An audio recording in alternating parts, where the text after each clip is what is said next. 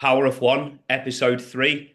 I can't believe we're 3 episodes in already. I'm so happy with how it's gone so far. I think we're at, what are we at, Paul? Nearly 1,300 views for the first 2 episodes.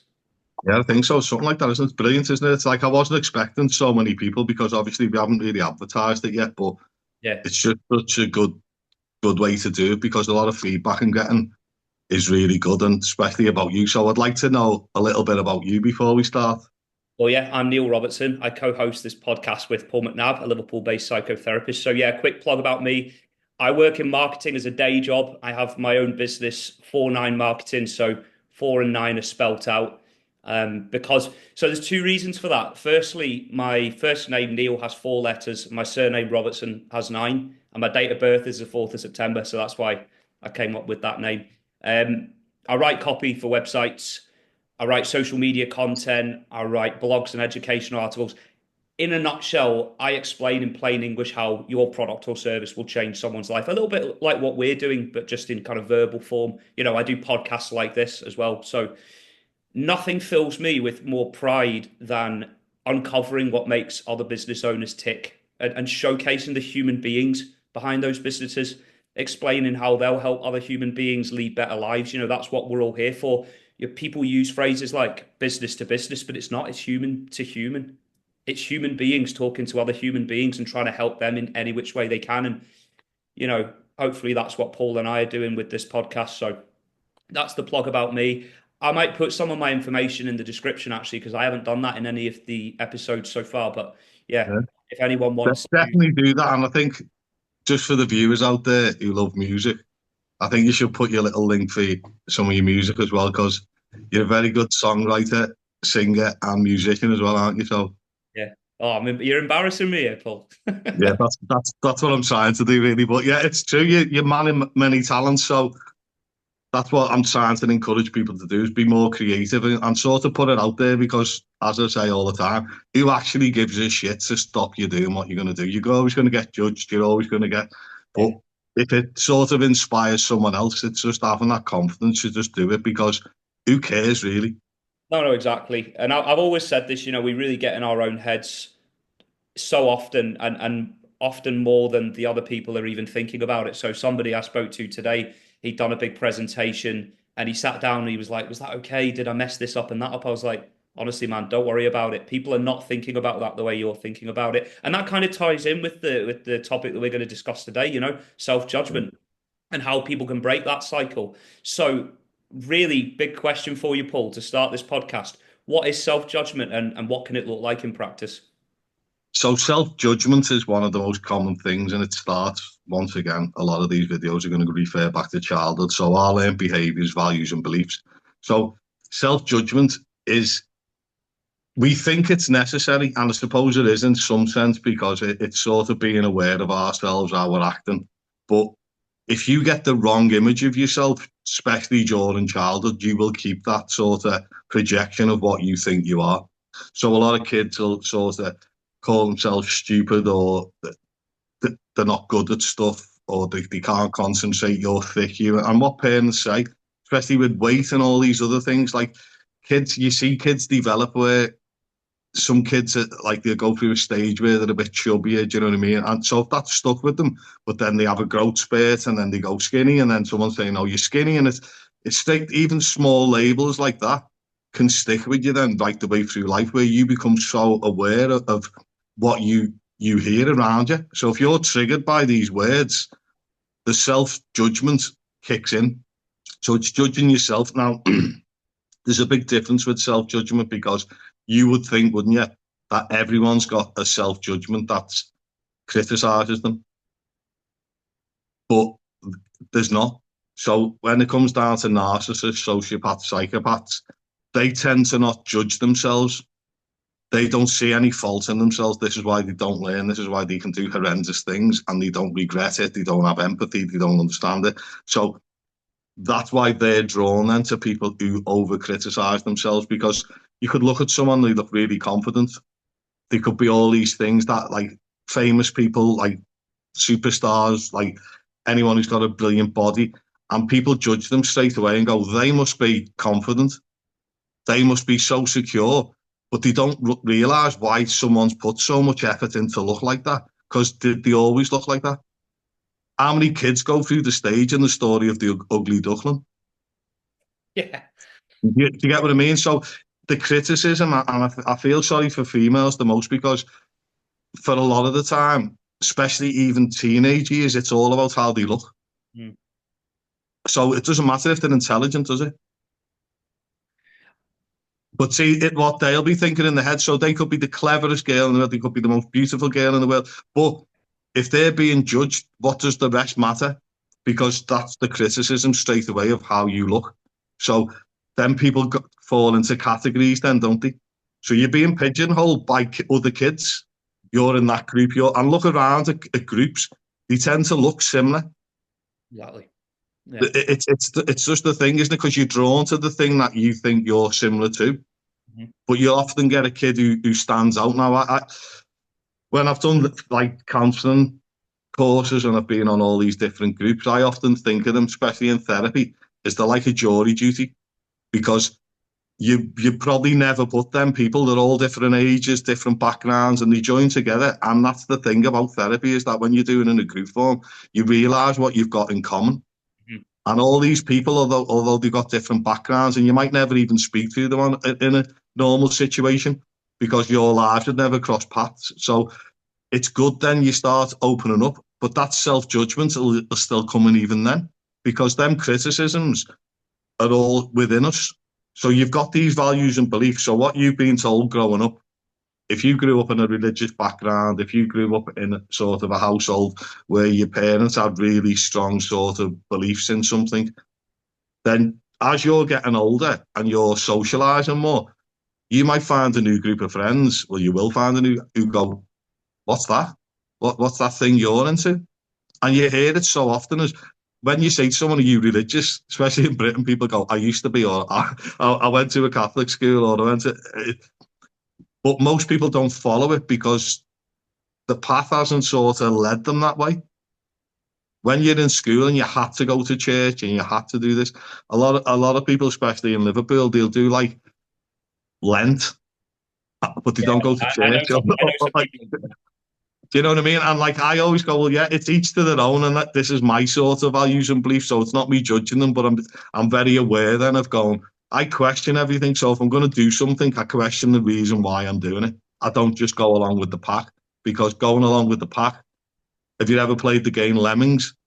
So I used to play that as a kid, and it's just the lemmings following each other, and if they fall off a cliff, they all fall off. So when you sort of look at the world through your own eyes instead of asking someone else what they're seeing, you start getting a better look. Now, when you're dealing with self-judgment, you the best way to think about it is you need the self-awareness. So self-awareness sort of opens your eyes to your self-judgment. Now, when I do therapy sessions, I do an initial phone call, which is like tends to last half an hour long, maybe a little bit longer. But in that phone call, I can tell straight away with the client whether I can help them, what they need doing, what because I can see their self judgments coming out through the phone call. They're telling me how shit they speak to themselves. They're telling me how much they bully themselves, and it's so sad to see because there's so many people out there who are just genuinely brilliant people, and the best version of it is trapped inside, and this self judgment just keeps you hidden. Oh, I wouldn't do that. I don't do this. It's like that when I was giving the example of someone being shy. Straight away, they're not heard. Most people really suffer in this life because they're not heard and they're so scared of telling the truth to people in case they're judged. But who's judging you the most? It's you, isn't it? We actually talked about that in episode one about people who are quiet and how that then transpires in adulthood. So someone who's a really quiet child in school and is made to feel like their opinion doesn't count for anything then becomes a quiet adult and Yeah. it's very withdrawn and the self-judgment must build and build then. I don't know if it's like a sort of how would I put it? Like it's something that builds up over time. I don't know, or does the level of self judgment kind of stay the same throughout adulthood? Like, could it get worse? That's one of the questions I'd have for you. Really, is like, does self judgment grow and grow? Is it almost like a compound effect? That's the word I was thinking of. Is it a compound thing, or is it more of a sort of fixed? So everything is. So this is the bad news, really, is that this is why I started off with, like, I wanted to do the childhood one first, because it's in stages. So I'm trying to do these podcasts, and I've spoke about it with you, haven't I? Saying, like, I'm trying to give people that sort of chance who may not step up and go, right, I'm going to get therapy. But by just watching videos and going, hang on, if I watch this first 1 second, it starts making more sense. Yeah. Where when you just throw things out there, so if we'd have done self-judgment first, people might have gone, oh, well, how does that work? So they will always go back, and they'll always go back to that first one of childhood. So they get worse and worse and worse, because throughout your life, all you're doing is collecting data. Mhm.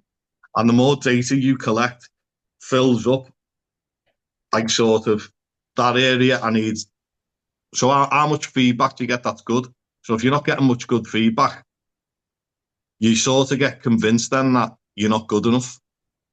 Well, yeah, I So mean, look, you don't really look for that, do you? So then you're looking for the negatives, because you're definitely going to get negatives. yeah.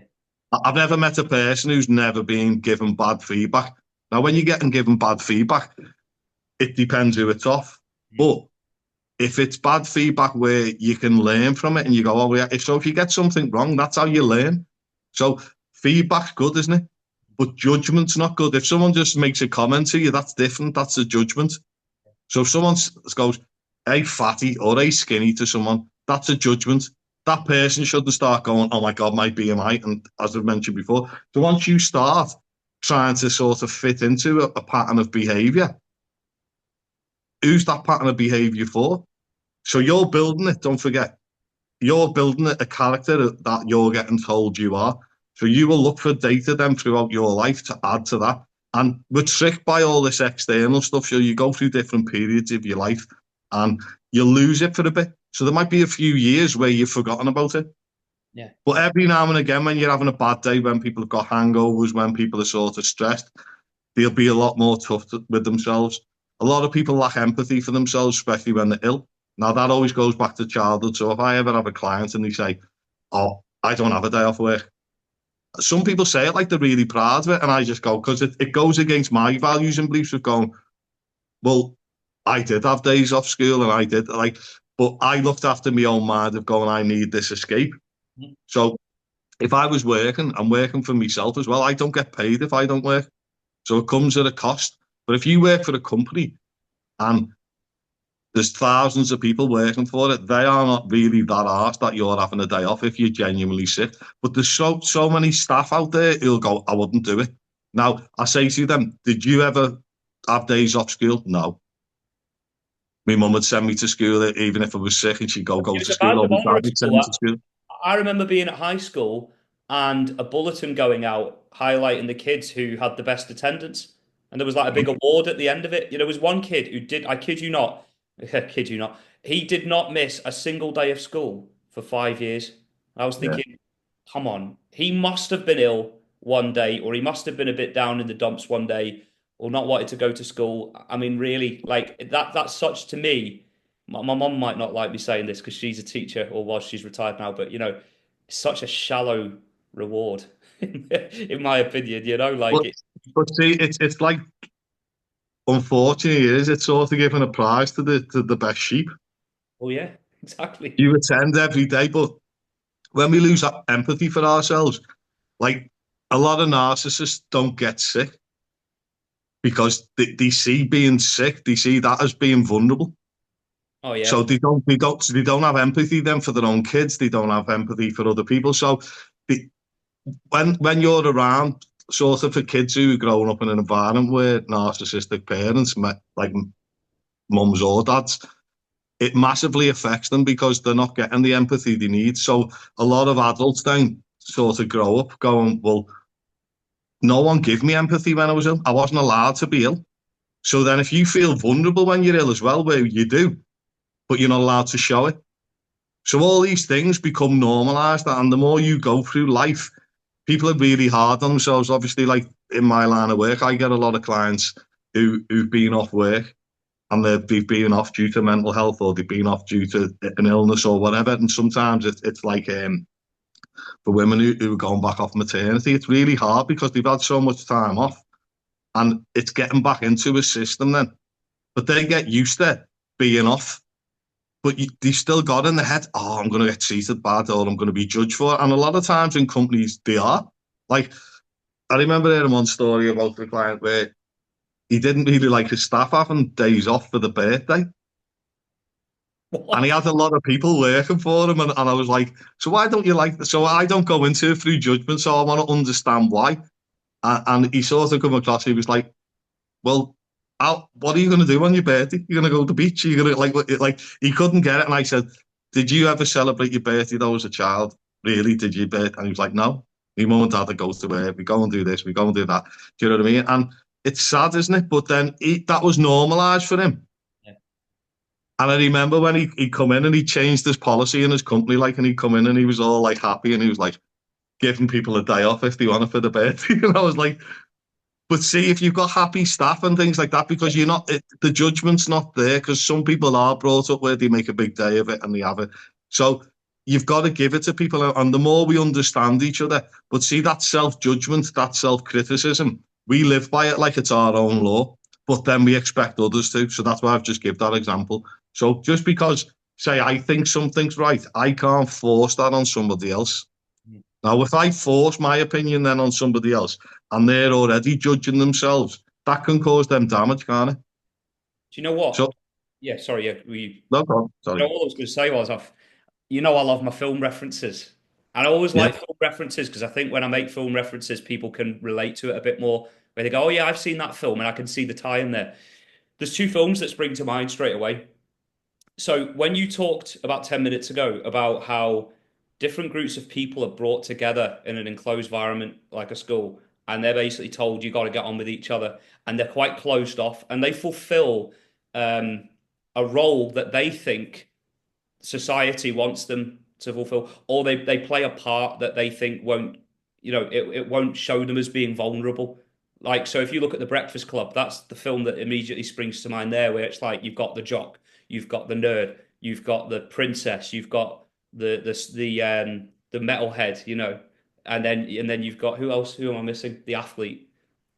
Oh no, it's the jock, the nerd, the weirdo, the princess, and there's one other who I can't remember. But the point is, they all end up having more in common than they thought when they went into detention. It was a 1 day detention, if anyone's not seen it. It's basically those 5 people in detention for the day. And they realize that they have so much in common with one another that they didn't think. But again, because of self-judgment, they think that's what they've got to be. I've got to be an athlete. I've got to not let my dad down. That's what Emilio Estevez's character says in the movie. He's like, I've got to win. I've got to win. It's not good enough to compete. I've got to win. My dad says I've got to win. But see how many people do you think are on, like, who are training to be doctors now or training to be this and training to be that because the parents want them to do that. Yeah. So that then causes mental health because that child turns into an adult and the adult's like, well, I don't want to do this, but therefore I don't want to let my family down. Or it goes into so many different avenues of becoming that thing. But if you go against the grain of your family, when you're self-employed, it's amazing how many people like question being oh, I wouldn't do that because it doesn't offer you at all the safety net that a cards in job would offer you, where you're getting the sort of holiday pay and you're getting this. But for me, my background, I didn't feel like I had the safety net at all ever growing up. So being self-employed for me was perfect. I didn't want structure because I didn't know what it was. I didn't want to be told what time I eat and what time I finish and all these other things, because for me, I'd learned from a younger age, especially mid-teens, that I had to know what I wanted. I had to know what I wanted to do, because when you're a child, you look at adults as if they know what they're doing. And no adults, I've never really had conversations where, well, I have because I've brought it up, but you don't hear many other people going on saying, none of us know what we're doing, do we? Yeah. And kids actually think we do. And this is the scary part, because adults are all guessing, aren't they? Adults are guessing what they want and they think they're right. So they'll follow that narrative that I'm right. So they might go, right, you get a job, you get a pension, you do this. Now that's, when I do that voice, that's like my dad's voice or something, because that's that generation of, when you done that years ago, it paid off. So you could buy a house for about 60 grand. You could go and buy a brand new car for about £1,000 and you'd still have the money for the pub because it was about 3p a pint. So society was created in a system where if you worked hard, you could have a house, you could have a car, you could have a mortgage, all these other things. But we're in a generation now where they don't really want you to have that. So you can work, but doesn't mean you can buy a house. You can work, it doesn't mean you can buy a car. So you've got loads of people who are working now just to eat, just to live. And this is where we're going wrong a little bit. But then the self-judgment kicks in, because if you think that's what you're worth, do you see why they don't try and get like educated in something else? Because the education system's let them down Well, in their head. that's that's really interesting because that actually ties in with the second film reference I was going to make, which was Good Will Hunting. And there's a number of reasons why this is really interesting in the context of what we're talking about. I think the first reason is that have you seen Good Will Hunting before? Yeah, So it's Matt brilliant. Damon's character in that he really judges himself, and you can tell. But he judges himself not academically because academically he's very gifted. But where he judges himself is thinking that he could never be good enough for anyone because he got abandoned as a child, didn't he? He got Yeah. beaten by his dad, which it turned out was the same as Robin Williams' character, who of course is his therapist. And it's so powerful. That is a really powerful example of something you said earlier about growing up with that self-judgment and believing you could never be good enough for anyone or anything. But see, unfortunately, in America, it's like you have got to pay for your education Yeah, straight from the off. So it doesn't matter how intelligent someone is, and it happens in the working class all the time. You like there's loads of kids in our school who were super intelligent. yeah, Now I don't know what they've gone on then to do and things like that, but a few of them who are known and wouldn't ever like tell us say names or nothing, but I remember seeing one lad and he was so intelligent in school, and then I seen him working in like a sports shop, and I remember being in shock. Not that I was judging, but I was surprised because I literally used to think he's definitely going to be a doctor or something. And he's going to be like using his education, but like what what's the point if you're super intelligent in school and you're really good? If you can't put that interaction into your real life, is it benefiting you? So I think for a lot of like, especially my age, like working class level, where even the super intelligent kids, what was their next step? If their parents couldn't afford for them to go to university, this is what I'm trying to get at. So what happens to them next? So they're this super intelligent person, but then they've got to go down the route of, well, you've just got to fit into a system now. So you might just have to go and get a minimum paid job. yeah. And that's where you think you're at life. But I don't want people to think that, yeah, it's good for a stepping stone. It's good to get started, but you need to have ambition in yourself. You need to have passion in yourself to get what you want. But when people cut it off, why do they cut it off? And that's what I'm asking the question of going, well, that's self-judgment, isn't it? Why does someone think that this human over here has got superpowers and they can achieve all this wealth and they can achieve these things, but this person over here can't? That's just not true. If people all believed in themselves and people had this self-belief, it's the working class level of people who need that more. They need to pat each other on the back. They need to encourage each other. But we're in a system now where we don't. It's like England's turned into dog eat dog, and you've got siblings who don't help each other, and it's so sad, isn't it? Because you think, why aren't people helping each other anymore? It's divide and conquer, isn't it? And I don't want to get too political on this, But but that but is why is it though? If we're a civilization and we're a society and you live in a community, why is it dog eat dog? Why is everyone in competition? But if you look at siblings raised in competition, that's not healthy. If you've got your kids competing with each other, one of them kids is going to end up being bottom all the time. One of them kids is going to be the winner all the time. Now, you could be raising the one who's a winner all the time and who's great all the time. You could raise a narcissist then because they could believe the hype that they win at everything. But Mm. was the competition fair?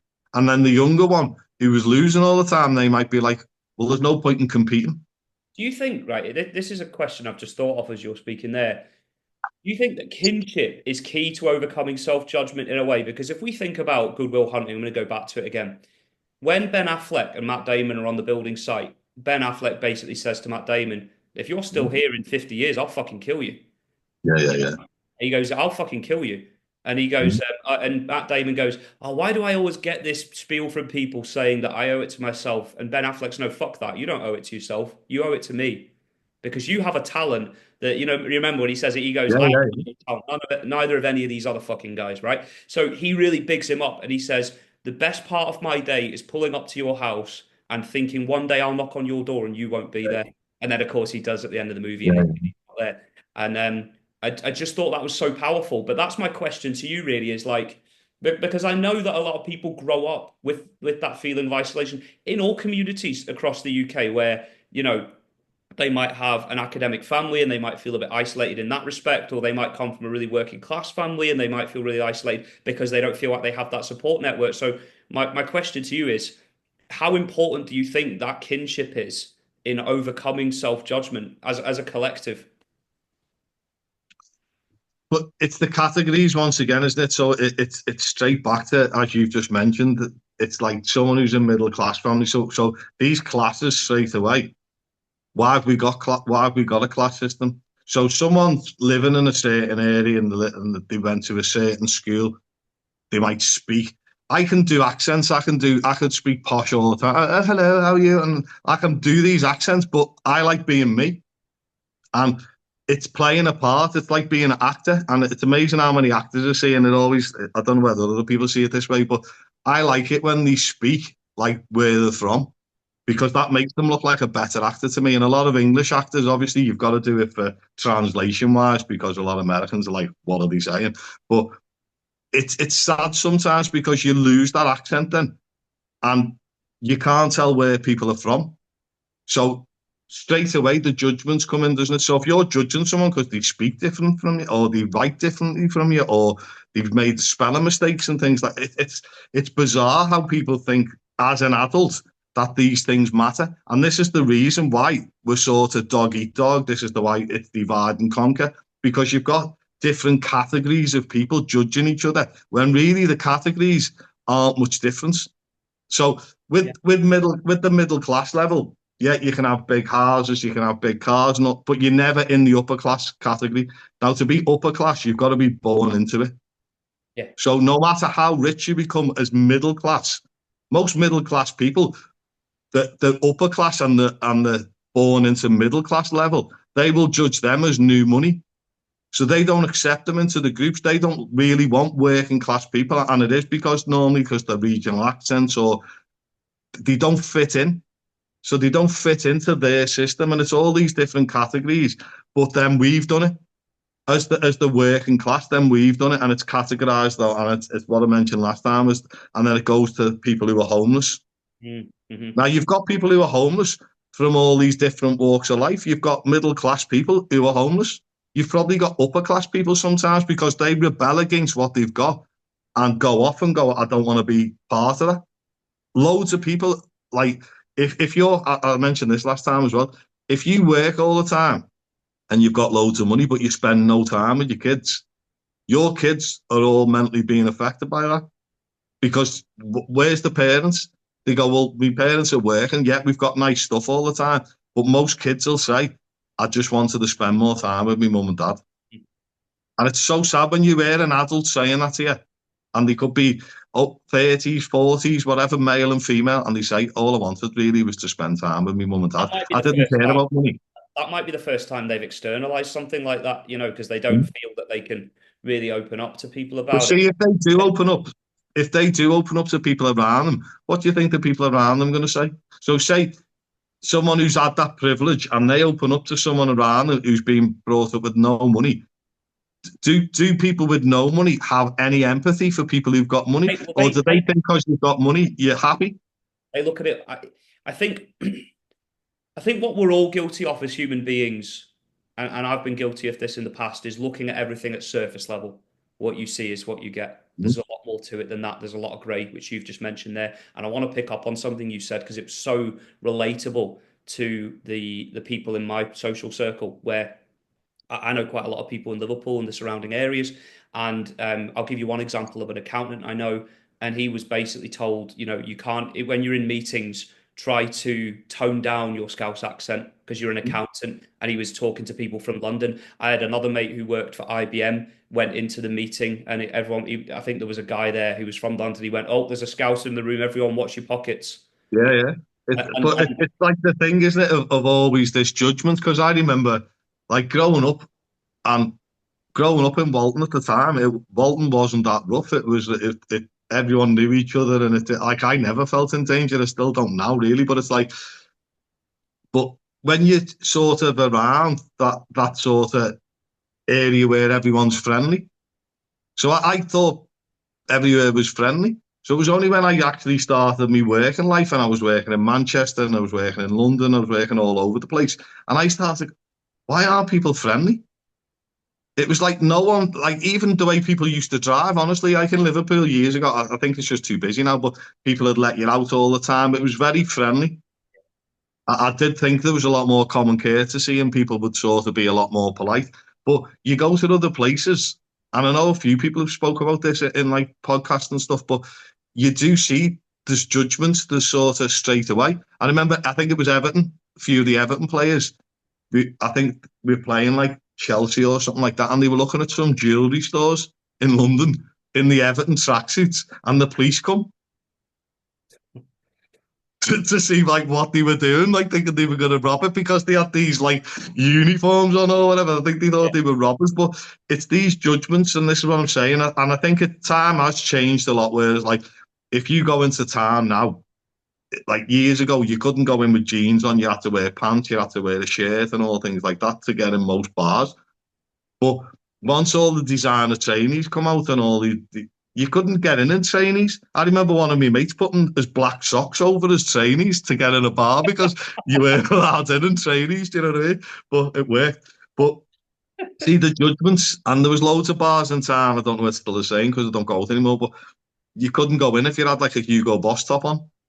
Really? Or you could, yeah. There's always been like loads of things where there's judgments and there's sort of you criticised, but once again, it's then that self-judgment. So everything that's an external judgment is going to be a self-judgment as well for a lot of people. So because we wouldn't do it, I don't want you to do it. Do you get what I mean? No, I do, and I want to ask on that point, and it will vary from people to people, that there are a lot of variables involved, but what age do you think that self-judgment typically stems from? Like, where does it typically start when you're talking to clients and they are expressing, self-judgment, negative opinions of themselves? When you really break it down, where does that come from?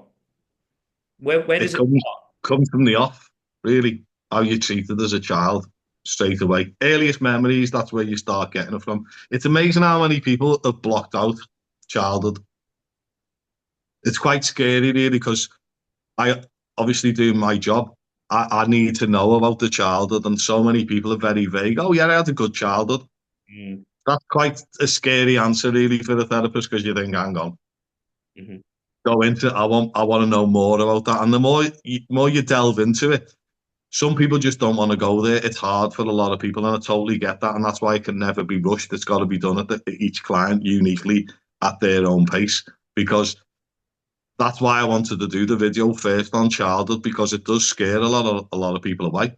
They're very dismissive. So see, they are very dismissive of their own childhood. They're very dismissive of their own trauma. So that's where the self-judgment starts, doesn't it? Mm-hmm. Because if someone's done something wrong against you during childhood and just names and all things like that, or not getting fed properly, or like whether you've gone to bed, even kids wee in the bed, all these other things, all these effects, if them judgments stick, when do they leave you?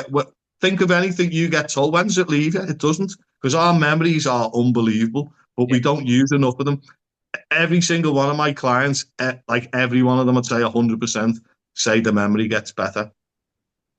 And it does because you start working with it properly. You start getting rid of the useless information, giving yourself shit, judging yourself all the time. And I'll say to so many clients, you've got to get rid of your rules. And so many clients go, but I haven't really got rules. So I say, okay, you go out on a Saturday night. How many drinks are you allowed? And they go, oh, well, What's your no. quota? What's Yeah, your yeah. quota that you allow yourself? They Yeah. give you a list, or they'll tell you exactly what they've had to eat, or they'll tell you. So it's very specific. And if they eat more or they drink more than they normally allow themselves to, it's them who gives themselves shit all the next day. So Yeah. they give themselves a worse hangover. So you wake up And rather than give yourself what? Empathy. Going, I'm going to get a glass of water, I might need some salt. People don't. They self-sabotage by giving themselves, I shouldn't have done that, so they're living in regret. All these thoughts are part of the build-up of self-judgment. Now, if you've let someone down, so if you've let someone down, there's self-judgment that goes with that, isn't it? Because if you've let someone down, they say, oh, you've let me down here.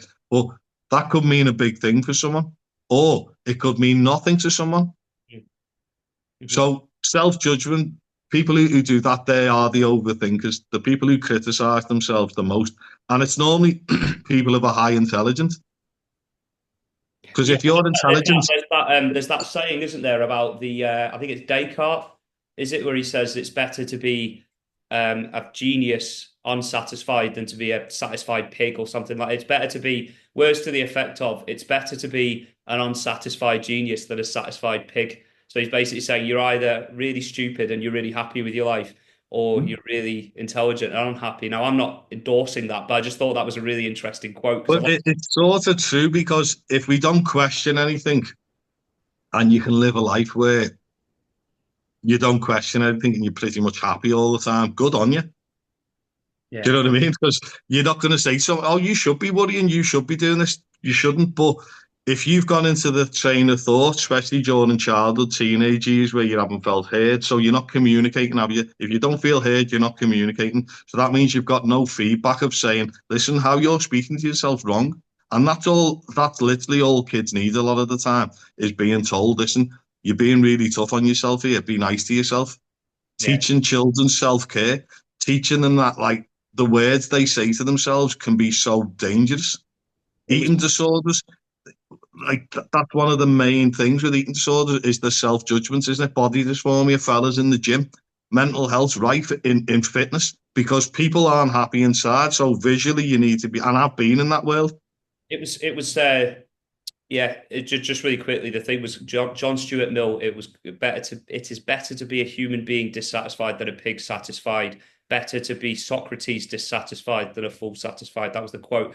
But just going back to what you were saying there was a saying that someone regurgitated to me when I worked in public relations, and it's a really common saying this, but basically said, and it's the same for like employers, clients, but he used the example of clients. He said, Neil, clients will never remember the good things you did, or they'll seldom remember the good things you did, but they'll always remember the things that you get wrong. And I think we as human beings have a tendency to do that within ourselves, where we See, forget but about. it's not in us as human beings. This is a learned thing that we're doing.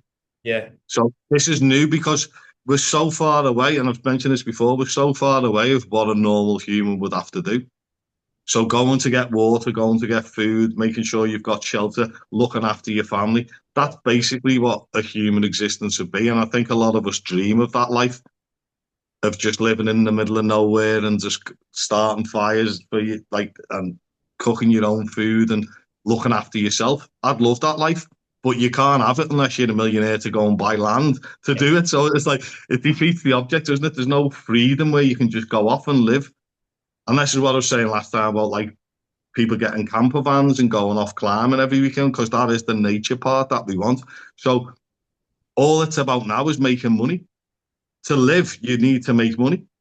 So that's where our heads at. And I think that's why people are competing more because when I was younger, you couldn't compare as much. There wasn't as much wealth where you've got people driving around in like 300 grand cars now. And you think, fucking hell, that's like a semi-detached house they're driving, like Lamborghini Urus and things like that. But that's because that wasn't normal for me growing up where I'd be seeing Lamborghini 250 grand cars driving around all the time. Mhm. Like, I think Rolls Royces, you'd see a few of them. Most doctors years ago used to go for the Rolls Royces and things like that. So you'd see these cars, but then the general public tends to have like Fords and Vauxhalls and all things like that. Now it's just Mercedes, Audis, Porsches. Like all these cars are very common, aren't they? Because in Liverpool, especially, no one wants to look poor anymore. So every kid who's felt poor, every kid who couldn't afford them new trainees or them things, as soon as they start earning wages, I need to look rich now. So that's why all these designer shops in Liverpool sell so many products because no one in Liverpool, and Essex is quite similar as well. I feel it's like no one wants to look poor. No one even wants to buy cheap food. Like when I was in school, everyone's mums and dads shopped in Quickie, you know, Quick Save, and then Yeah, I think in senior school, Netto come out and they had yellow and black yeah, yeah. bag. And if any kid come into school with a Netto bag, or like there was another shop I can't think of what it's called, but if any kid come into school with like a Netto bag, they were going to get like the piss taken out of them Mm. because even then it was like where now people like love saying, "Oh, I got a bargain. I went to Aldi or I went to Lidl," so that's okay now. But clothes, people are stuck in this category, and like I'm sorry if it sounds judgmental, but I don't think I'll ever be rich enough to buy a £500 t-shirt because I can't. I can't work it out in my head. What's it made out of? What's this fabric? If it was worth £500 for some magical reason, but you're buying a brand. And Mm. if you're buying a £500 t-shirt for this brand, it's what's it for? Now, it's what we've attached to it. See what I'm saying? So some people will do it and that's what I'm saying about not judging. Some people will do it because they've made it their mountain. That's top of the mountain. So that's their prize. So if someone said that, like, say, age 18, and obviously different generations as well, someone said, "Do you know, when I'm older, I'm going to buy myself one of them." Mm. And then they do, that's brilliant because they've achieved something then, and there's a reason behind it, isn't it? But if someone's doing it just so other people like them, that's my point. So there's a difference, isn't it? If you're buying something because it means something to you, then it's okay, isn't it, for you because you've justified it, you've achieved this thing that you couldn't have. And we all do that through like this is why lads and men have all got these little games rooms in the house. We've spoke about this before, I think. So it's getting the things that you've always wanted. Mhm. But there's a difference, isn't it? If we're buying things now because we don't want to be judged, we don't want to look poor, that's different, isn't it? So we're not buying it for us anymore. We're buying it to fit in. We're I buying it to be accepted. So see the differences. yeah. So without the judgments, though, if someone's doing something for their own intention, where's the wrong in that? But if someone's doing it for somebody else, and I mentioned this last week as well about cars and stuff, no one's asked what car you've got. No one's really asked what your car is. But if you're in a group and everyone's got new cars, do you really want to have the old car? If you've got the smallest house, do you really want to have the smallest house? If you're going on the shittest holidays out the group, do you really want to be that person? I like this idea of the role reversal that kind of happens within society. You mentioned earlier the differences between old money and new money. What I Mm. find, for example, in popular culture, and I'm going to throw in another couple of movie references, Saltburn is a great example of this, and The Riot Club is a great example of this, where upper class guys try to normalize themselves a bit. So what they actually do is the opposite of what you described there, that people in working class communities do, which is they try to fit in with what they perceive as the real world. So they try to hang, you think of Saltburn, I don't know if you've seen Saltburn, but the I main don't think character so. in that, he's from Prescott, actually, believe it or not. And he's a working, or he says he's a working class lad. He ends up actually being middle class. But anyway, this guy that he befriends at Oxford is a proper like upper class, born into a lot of wealth, and he hangs out with him because he wants to become more normal. Same with the Riot Club. There's a character in that who is part of. It's basically the Bullingdon Club, but they can't legally call it that, so they call it something else. But he's like that. Bullingdon Club was obviously where you had like David Cameron and George Osborne and people like that. But he ends up having a girlfriend from Leeds in the film. He gets a girlfriend from Leeds, and I love this idea that like I'm just so intrigued by it. The fact that you've got people who judge themselves because they don't think they have enough money and they want to look rich, and then people who judge themselves because they know they've got a lot of money but they don't want that to define them. Now, I just think that's a really interesting kind of dichotomy there. It is. Going down, like, I have seen Saltburn. I sometimes forget the names and stuff, but that's the one that's it's a bit It's a bit out controversial. there. That's Yeah, a it's a bit little bit weird, out there. yeah. Yeah. Yeah, I think I watched that with my daughter going, oh shit, I shouldn't be watching this Oh my movie God. because it's weird, Oh isn't it? my Yeah. God. But I can just yeah, imagine you with the bathtub scene and going, the scene in the yeah, graveyard and yeah, everything, and you're just there with your yeah. daughter watching it like, well, Like shit. yeah. But yeah. But Tom Hardy, like I think he's a brilliant actor and stuff like that. But he comes back from a very wealthy background, and he sort of rebelled. And like the story is with him, and I think he was on like crack for a bit, and he was robbing cars and all. But he comes from a wealthy background, so it's what I was saying to you earlier though about like, so if you've been brought up and your family have got money, but you haven't had the right attention, or you don't fit in, So say someone's got like a high level of ADHD and they've been sent to this private school, we don't want you. Mm. And I think it was something about Prince Andrew as well. They were saying like because of him as his personality, he never went to like the normal schools that the others went to. He went to like a school which was basically like for rich ADHD kids, and they do sailing, they do like archery, and they just like fuck about really. Do you know what I mean? Because their families got onto the fact that we don't want to put them through an education system where they're going to embarrass us maybe, and they can go down this route where we need to sort of have it. I think where schools are funded better because we've got these brilliant teachers, and as I said, I work with a lot of teachers, and like they're brilliant and they're passionate about what they're doing, but they're not allowed to. So they're the ones who I want in charge. Really, I want these people who are passionate and humans, and they want to see kids as being different and going, well, we need funding really to categorise schools on the unique individuality of each child. If we done all this, if we invested in the youth and we invested in younger people, it'd change the generations ahead. But we don't do that. We judge them. So we've got all these different generations judging younger people, but who's helping them? Who's listening to them? Who's putting things into place? So it's like there's this judgment all the time, and people are written off. And I'll just go back to Goodwill Hunting. It's like for people who've had a rough upbringing, how do they get into the academic world if it's so judgmental? Mm. How do they make the moves? How do they and the acting world's meant to be like this as well because a lot of the actors are middle class and upper class. The working class actors are very few and far Well, between. A lot of the scout actors seem to always be the working class, don't they? But a yeah, lot of the actors from London, like what's his name, Damian Lewis and things like that, yeah, they're from like very wealthy backgrounds, but they're obviously really good actors. I'm yeah. not saying they're buying their way into it, but like they're getting the doors opening, and it is who you know, isn't it?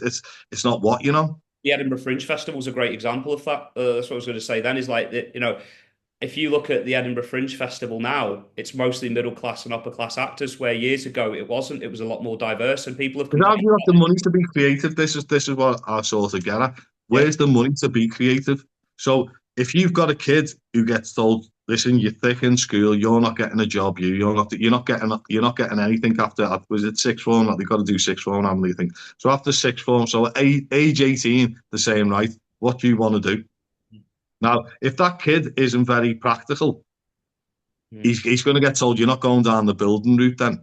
Yeah, So you need to go down the maybe like working in a shop or working retail or whatever thing. So straight away, what's his options? This is what I'm getting at. What's this male or female's options at the 18? And the parents might not have ever gone to uni or they've met, and they might, and you get like families who are sort of on benefits and then their kids end up on benefits. So it's about believing in ourselves more, is it? And we just judge everyone. So we don't help people. It's easier, isn't it? Because if your life's doing okay, this seems to be the mentality nowadays to look down on other people and go, oh, well, at least I'm doing better than them. Oh, what a relief. do you think that's more prevalent now? Do you think self-judgment Yes, has? yeah. I think I don't think the world's ever been like more judgmental than it is now. I think it's so divided. I think, and it's been done for a reason. Do you know what I mean? To divide and conquer, but it's broken down so many groups of people Mm. because you've got all this judgment now. So if this person supports Trump, but they support, oh, I don't like them. If that person supports Labour or Lib Dems or whatever Green Party, I'm not going to speak to them. Yeah. Like conservatives and like this might sort of piss someone off, but they're all the same. All the people who are at the top, all the people who are in the Houses of Parliament are not working class people. And the odd few who are in there, so they can be on the telly and they're shouting them out, they don't let them in the important seats. They don't say, well, no. So they're pushed aside. They don't mind a little bit. Now, in Britain, why haven't we got local MPs who fill Houses of Parliament? Why is it all these posh people whose dads are bankers, who are running all the stuff, and that was bankers, by the way, I didn't say it wrong. But it's like, why are all these people telling working class people how much to be on an hour when they'd never have to even understand how much a pint of milk is or anything like that? So see these categories, and that's where we go wrong because in humanity, we need people who are leaders, who are part of it. So this is why the best teachers are the ones who sort of, they've looked at it as a kid and they might have been inspired by another teacher, so then they become a teacher, or they might have gone, I wish I had a teacher who see me, and they see these kids, and it's brilliant. I hear loads of feedback off teachers where they go, I'm working with this kid at the minute, and they don't realise what they're offering that child, even if they offer that one kid belief in them. And that kid's home life is shit, but yet it doesn't matter in school, does it? We don't care what your home life's like. Here's a test. Let's see how clever you are. That kid might have had no sleep. They might not have eaten. They might have had parents fighting the night before or anything like that. But do we ask? Do we care? And this is what then goes into life, you see, because you learn then, don't you, not to speak about it. So you go into work and you can work in an office. I've never worked in an office, by the way, so I'm just imagining this. But like, you start speaking to people. Who's telling you the truth? When you say, how was your night last night? Who's actually ever telling you the truth, ever? Well, that's actually something that I don't miss about being in an office is all the phony small talk, that would go for about a minute and then you just lose the will to live. But You know? see, if you all know it's phony, why is no one just speaking the truth? Yeah. Well, you I, know what? I always did, and that's partly why I didn't work well in an office environment because people used to say to me, "You're too unprofessional. You're too honest. You're too honest." I mean, yeah, think. so see that judgment straight away, you're too unprofessional. But what I've found out, and it's probably because of my background and things like that, I trust people so much more when they are themselves. When people say it how it is, because that's how I try and be. I always try and, like, this is me. Yeah. That, like, I'm not an angel. I'm not this thing. I'm not that. I speak how I speak. I swear. Like, that's who you are. You can't hide who you are. You've got to learn who you are. You've got to learn from your past. And as long as you change from your past, that's you working on it, isn't it? That's you improving. But if you go through life, people with the attitude, I can't change, Yeah. that's a very scary attitude to have, because you've got to change, you've got to adapt, you've got to go through life in a system of going, learn from mistakes, learn how you've made the mistake, not about blaming other people, learn what's gone wrong for you and learn how to avoid that again. That's the best way you can live life, isn't it? It's the But if most. you're Yeah. criticizing yourself through that, what are you learning? No, I mean, it's the most damning form of self-judgment, really, to tell yourself that I cannot change, I will not change.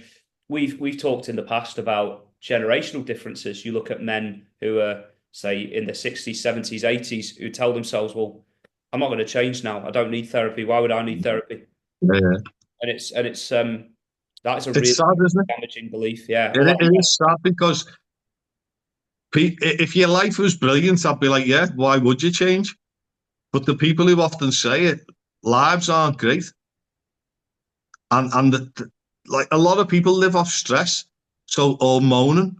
It's unbelievable how many people live off moaning. Now, moaning for me, it's not what people do when they're talking about something that's actually affecting them. Moaning something like, "Oh my God, this car pulled out on me," and you go on about it for an hour, or you go, "I was just in the supermarket then," and this, where what's the end result of this story? Now, if you've got a family who all do that, so the dad comes in from work, he tells his story of what. So see, it's stories of negative stuff, isn't it? So then automatically a kid's sitting there then, so they might come in, guess what happened in school today? And it's a negative story. And then they're going around the table, maybe. I'm imagining this, So it's like they're going around the table and each person is adding their bullshit story of a negative. Now, what would happen if it's a family where everyone's with good news? I can tell people who'd be watching this now, go, oh, yeah, they just get the piss taken out of them when they imagine coming in. I've had a great day. yeah. People would be like, fuck you. Because see, straight away, it's dog eat dog. I don't want you to have had a good day, especially siblings and stuff like that. So the more we learn how to support each other, the more we learn how to listen to each other and actually help each other. Wouldn't we be getting on better? Wouldn't society be a bit better? But if we're all going through it, judging ourselves, projecting onto everybody else, well, this is my laws, this is my rules. Anyone who doesn't fit into them, I'm going to judge you. And Look there's, at the judgments on drugs yeah. compared to alcohol. Now, do some research, because I never want anyone to just take my word for it. Do some research on how many people die every single year of alcohol compared to all the illegal drugs put together and all the pharmaceutical drugs put together. Mm. Alcohol is literally biggest killer on the planet. But yeah, it's so acceptable to have. Because look at every soap opera has got a pub. When I was a kid, I literally couldn't wait to go into a pub and order like a whiskey when I was when something bad had happened to go. If Yeah. I'd done that, I'd vomit because it's disgusting, obviously, in soaps they're using apple juice or something like that, you know what I mean? But straight away, all kids are watching that, aren't they? Mm. And they're seeing that's how men sort of used to do it. Every soap opera to do where they'd have a scene of a fella going into a pub and getting like a shot of whiskey and like, oh, I've had a bad day. So straight away, that's your relief from it. So it's all this advertising towards it, and it's each to their own. It's like I drink sometimes, very rare I drink, but like it's the culture you grow up in, isn't it? My nan and granddad owned a pub and things like that. You know what I mean? So it's like there's there's always been sort of pubs. My dad's drinking a lot, so a lot of pubs talk, a lot of things like that. Now that's why I pushed away from it probably Yeah. because I didn't want to be a part of that. It's like with gambling. I don't gamble at all. I don't even really know to put a bet on. So when any of my mates speak to me about bets, and my dad does it as well, I literally, it's like brain fog comes in. It's like when I'm getting given directions, my brain just goes, because I don't care. I don't know. I don't want to bet. I'm not a gambler. I don't get that buzz and I get that other people do. But see, that's not my judgment of going, well, don't you gamble. But if it's an addiction for someone, if it's a problem, then it's not the thing. And that's how I work with addiction. So whether it's alcohol, whether it's drugs, whether it's food, all these things are based on self-judgment. So if your escape is, I've had a shit week, I'm going to go and get pissed, but then I'm going to hate myself for it. But when I start drinking, I tell myself I can't stop. But it's the escape. So once you start working on the deeper things, you start realizing we've got these escapes. So if we say that escape's the problem, you never get into the solution. So with any addictions, you've got to go in before, because with alcohol and drugs, they say to you, if you ever have these again, you're going to die. Now, how do you do that with someone with food addiction? If you ever have food again, you're going to die. Well, if you don't have food again, you're going to die. Yeah, you're in a So, bit of a so catch see these 22. things, though, all these external things, nothing external is as powerful as what's internal. Everything that's internal is what you like and what you don't like. Mhm. So it's like there's a decision making inside that says yes or no about everything. We attach to things, things don't attach to us. Mhm. So if we find an escape which we attach to, and we're full of self sabotage and we're full of self judgment, we're more likely to go down that route. If society's given up on you, loads of people go, well, everyone thinks I'm this anyway, so I'll just do it. Well, Now, that's yeah. the worst thing they can ever do, because where's their self care for them? Where's their, I'm going to prove everyone wrong? That's how I've lived my life. I've gone, fuck you. I'm going to prove you wrong. Yeah. Because if I listen to all the criticism I'd have of me, like, I'd be lying on the floor crying. You've got to get up and go, fuck it. I'm not listening to what I'm being told. I'm going to prove these people wrong. And anyone who says anything, prove them wrong. Yeah. Don't believe them. Someone says you're stupid, prove them you're not. But not to them directly. Don't go up to them and go, yeah, do it on your own, do it away from them, and they'll see from a distance. But it's about having that self worth and that self care. But you can't get that without doing the self awareness, which then gets you to understand your self judgment. If you knock yourself 50 times a day, how have you got the confidence to do anything? So on that point, I want to talk a little bit about social media, and I think we've touched on it a little bit in this episode. But there's a show out at the moment called Adolescence, starring Stephen Graham. Oh yeah. Yeah. Don't spoil this because you haven't seen it. Well, I know what happens, so I won't spoil it. But that's just one example. We could go through many different pillars of society and explore the impact that social media has. But let's use teenage boys as an example. You think of the rise of influencers like Andrew Tate and what they're teaching young boys. And social media being this escape from what they think they are. So I'm a loser. No girl's ever going to want me. Andrew Tate gives me all these tips. Suddenly I'm an alpha male. Women are my sort of objects or whatever they want to say. I mean, I don't know. I don't watch Andrew Tate, but I thought that was something that could tie in with what you just said there. Yeah, so see, sorry if there's any Andrew Tate fans watching this, but the way I see him, he's a bellend. He's like it's a character. Look back at videos of him from years ago, and I like watching some of his fights from like a martial arts background myself. He's paid for his fights. He's bought what like his ego. He's bought it. So he's just like he's making his money off chatting like that. I don't know whether he's going to be like that in real life. See what I mean? It's a character. I think he can't be real. He can't really think the way he is. I think a lot of it will be bravado, as you said. But the sad part about it, without going into hating him too much, but he is a bellend. But it's like it's scarier. I think that boys need a role model like that. It's scarier for me that like who's around them, who's influencing people to be like. Because when a boy's looking for something external, there's a lot of men out there. So if you've got a dad who's quiet and he doesn't protect you, that it's amazing how many young lads grow up then sort of looking down on the dad. They've gone, my dad doesn't stand up for himself. My dad doesn't speak up for himself. My dad. So that can make them do that then, where they're looking for a stronger role model. Now, when I was a teenager, I was sort of I'd always be watching stuff about like the craze, and I was fascinated by the craze. And it was only when I lived in North London for a bit and I heard what they were really like, it put me off them then because they were made into celebrities, weren't they? It was like they were like the Robin Hoods. They were just bullies, really. They were just like one of them was a psychopath, and they were just bullies. So look at what can happen when you're a teenage boy. And then, as I was saying last week, at like the 90s, it was like gangster rap music and all this other stuff. So for me, feeling vulnerable inside, I was drawn to all this energy you see of going like, Yeah. I'll be that, be that.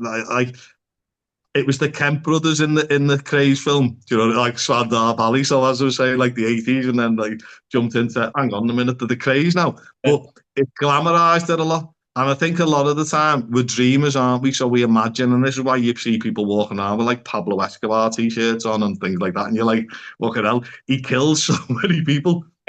Like he was brutal, but because they might like a bit of cocaine on the weekend or whatever, they're like, yeah, I'll wear this Pablo. But you're advertising someone who's like a nasty person, really. And I get why people are drawn to it. It's like the film Scarface. Like I've never really been a big fan of Scarface because I just find a lot of them films they're just very cheesy. You can't take them serious. It's like, Well, but see, people used to have the t-shirt to that, and it's like it's each to their own. But what I'm getting at is we glamorize something, and it's a lot of the time it's because it's so far away from our life.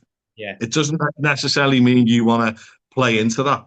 But with the likes of like Andrew Tate, there's a few of them who are like that. But who's the other fella? I don't know his name, but he's always on yachts with like loads of girls in Like bikinis. oh Is my it? God, Is it like? Dan Bilzerian with the big Yeah, beard. yeah, That yeah. is, isn't it? So see like him as well, and it's like I don't like I've seen a few podcasts with him actually, and he's some of the things he spoke about. I'm like, is it his character slips, and because it makes them a lot of money. So if you say something controversial, that'll get you loads of likes. So any sort of press is good press to them, isn't it? So they can make a bullshit comment. There used to be a woman on British telly called oh what's her name? She was like a news thing. She used to be on all like ITV, like a correspondent, but she was like a bit of a bitch and she was very controversial. Is it Kay Burley from Sky News by any I chance? think it might be it, Kate Burley. I'm not good with names. A face, I can see a face now, but I'm not good with names. But anyway, yeah, it was like that's how she was getting famous. Piers Morgan's done the same thing, you know, to be controversial and to say these things, but that's how they're making the money. So I think in person they're going to be different, but the character they sell online and going, oh, I'm this, and this. Do you really buy into it? Do you know what? It's weird. They're actually monetizing. I mean, this is my interpretation of it.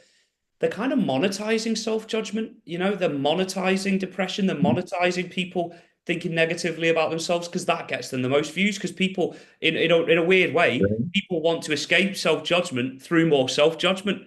You know, But like, the good news is though is that it's like especially in teenage years, kids go through fads. Do you know what I mean? So it's not there's yeah. not many people like think of someone who you looked up to as the teenager who's still this prominent thing in your life now. But you said at the Someone start, famous. it's so good. People look up to people who are going through self-judgment themselves. You're looking up to the wrong people, if you want to But use. think who you looked up to this time. So specifically for you, someone off TV or a film. So in your Yeah, well, teenage years, it was. you thought, he's I really cool. liked Brad Pitt in Fight Club. I was only about 10 or 11, but I probably shouldn't have been watching that. But Brad Pitt, you know, he was in all the films when I was younger, you know, and I was really into Limp Bizkit. I used to love Fred Durst with his. You remember he had that Yeah, Red yeah, Yankees cap. They used to have on backwards. Linkin Park were idols of mine as well. Papa Roach. I loved all the angry metal music, and Yeah. that So think what my your mum and dad thought of your music at that age. Well, it's funny you say that, right? I'm going to tell you this story really quick because it is quite funny. And my mum will probably watch this, so she'll find this funny. But like, we had a little assignment at school, and it was like, "Who are your heroes?" And of course, most of the kids are going, my dad or whatever, or my uncle or my brother. And I went Fred Durst because I liked his cap, And I was trying to skateboard. I thought I was a really good skateboarder. I listened to what was that Limp Bizkit album that went? It was like huge. I think it was Chocolate Starfish and the hot dog flavored water. If anyone doesn't know what chocolate starfish means, Google it, but make sure you then clear your internet history afterwards. Um, I was gonna but, say, but but basically, yeah. So I got that, and on the track two of that album, he says the word "fuck" 50 times, and he actually says in one of the lines, "If I say fuck two more times, that's 48 fucks in this fucked up rhyme." And then I think he says it a bit after that. yeah. But anyway, But you see, can, so, you can so see, imagine. that was a way of you though, playing out some of your anger, wasn't it? And the only reason I asked you, because I knew obviously it's nothing too personal, is it? But it's like the example I give of like the gangster rap music. Yeah, yeah, Now, exactly. I Yeah, think in the '90s, like the gangster rap music, like Limp Bizkit and things like that, they were all like very tame compared to a lot of the rap music, because exactly, yeah.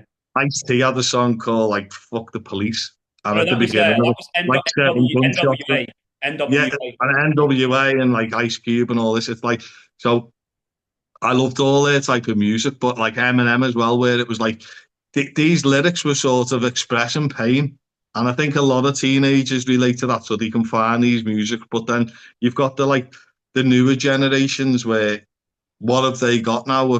There's all this different styles where we might listen to it and go, what's that? That's shit. And that's where I want you to get of like parents are only sort of judging music off the level of what they like. Do you know what I mean? And that's where and we should have our own taste. But think of how many kids say to the parents, "Oh, your music shit." Do you get what I mean? So the more we're in tune of going, let's stop judging and going, no music shit. It depends on the person who's listening to it. No art shit. It depends on the person who's looking at it. But Said that, yeah. I've always we, said we, that. we look for stuff to make ourselves feel better. So we look for things, we look for role models, and like Brad Pitt, obviously in Fight Club, it's amazing how, because he's obviously the baddie in Fight Club, he's the bad thoughts, but it's amazing how many people sort of are drawn to him because he's the one who's fighting, he's the mad one, he's the rebel. So anyone who's drawn to him has got the rebel gene. Now I believe we've all got the rebel gene, but a lot of people don't use it. When you've got the rebel gene, it's it's a part of us where you don't like sticking to rules completely. You don't like doing these things, and that's because you've realised that the rules aren't made for you. So the rebel genes, for a reason, you see, it's the way to build confidence in yourself of going against the grain. A lot of people self sabotage, especially in teenage years. But as you get into adulthood, the rebel in you hasn't got to be what people think. It hasn't got to be you doing anything criminal or anything like that. All it means is sort of going against the grain sometimes.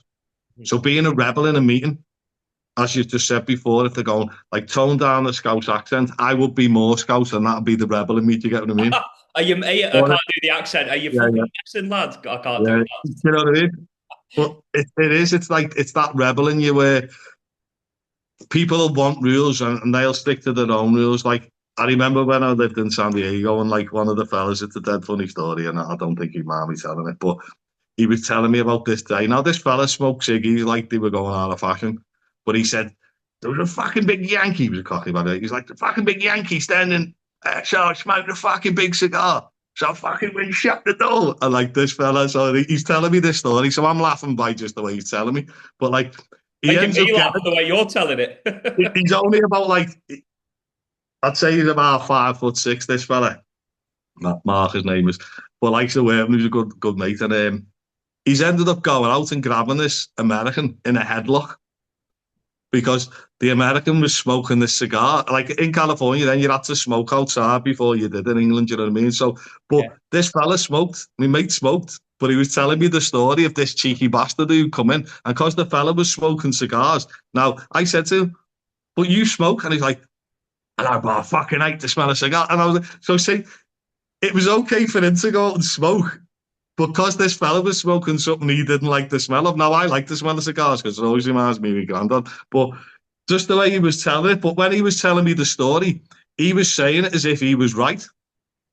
And I was sort of at the time, looking at like, how big was he, this fella? He went, I should fucking jump up to grab him, do you know what I mean? Because he was like, that's how passionate he felt about it, to stand up for the fact that he doesn't like the smell of something. He sort of put it, and that was a funny story. But like, people do this all the time. Like, people are just so rude to each other, and people are like, That's because I've of what just got they're no telling time for themselves, though, isn't it? That's because of what they're. I think a lot. That goes it. back to exactly what you said. See, It's so got that's going back to the self-judgment of, because I wouldn't do this, you best not do it. Now, that's what a lot of religions are based off. Now, the biggest one that always blows my mind with religion is that they all say, thou shalt not kill. But more people have died on earth due to religion than probably anything. mm, well, So, time that there's so many people being killed based on the religion. yeah. And you're like, hang on, how can you get away with that? It's like, thou shalt not kill is one of the main rules, but it's the first one. So surely soon as someone killed, they'd be like, hang on, they're not religious. That thou shalt not kill in brackets is except in the name of religion. Yeah, Close yeah. brackets. Or if you're a soldier, or if you're this and you know, and this is the other part of it, you see. So there's the programmer, isn't it? So if we're programmed to criticize ourselves, which we are, Yeah. it sort of makes life even harder then, doesn't it? So someone's going for a job interview and they're sitting there before they're going, I won't get it, I won't get it. Oh, I'm stupid, man. I'm not gonna be able to speak. I'm not gonna be able to do this. I'm not gonna be able to do that. They're a lot less chance of getting that job Yeah. because they're going to go for their interview. They're going to be nervous. They're not going to come across well because they're overthinking it. Yeah. I don't know my first driving test. I remember, like, I don't know what happened to me, but it was the first time I'd ever like had sweat where it come down like a bead of sweat, like in a film.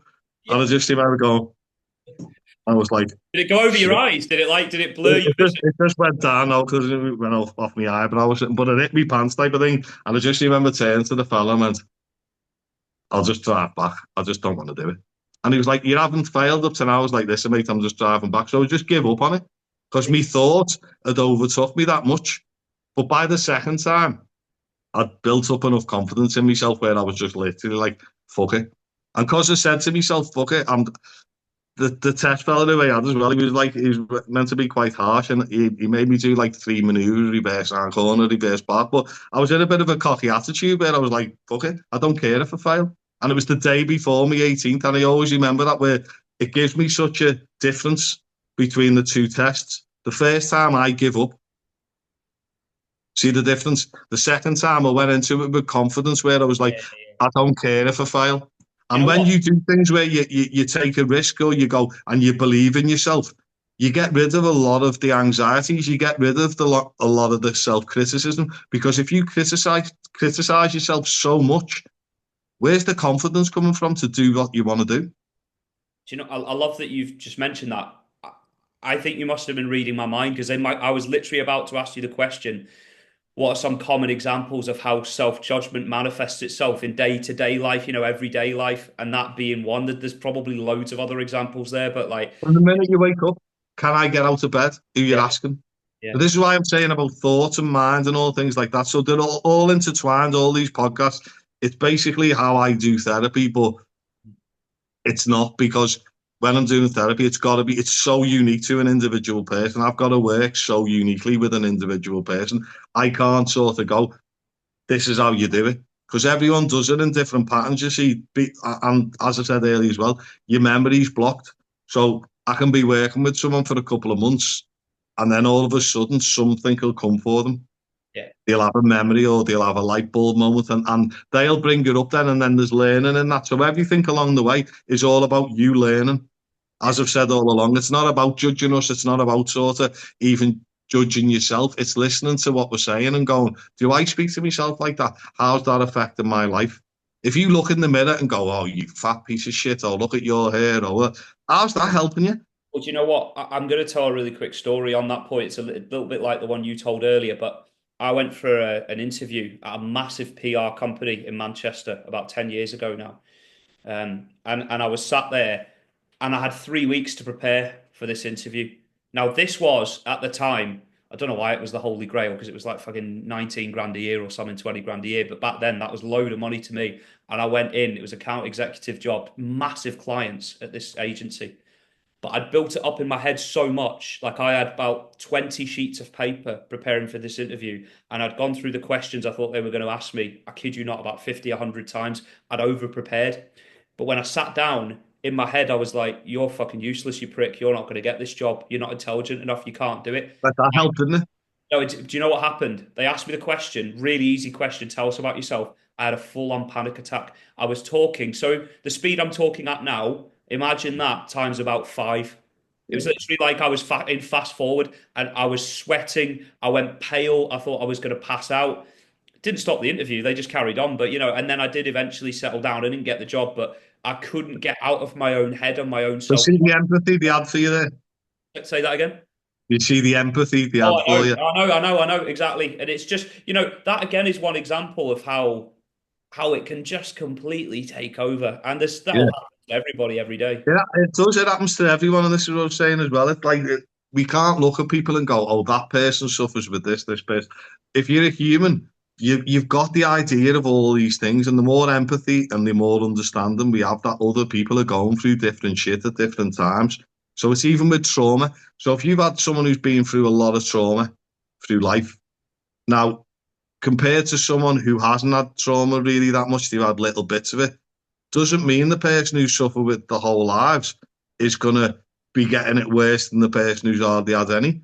So if someone who's had hardly any trauma has a traumatic event, that could actually ruin them because they've had no previous. Do you get what I mean? So that hits them like a ton of bricks, and that might be a level like 9 out of 10. Whereas someone who's been to Afghanistan or someone who's got like blown up or even complex PTSD where you've had it right the way through your life in different events, it's like, who's to say you're not dealing with that better than them? So you can have empathy with someone, even though they haven't been through what you categorize compared to your life of going, fucking hell, get on with it. That's no way to be. You've got to have an understanding of going, this might be the worst thing that's ever happened to them.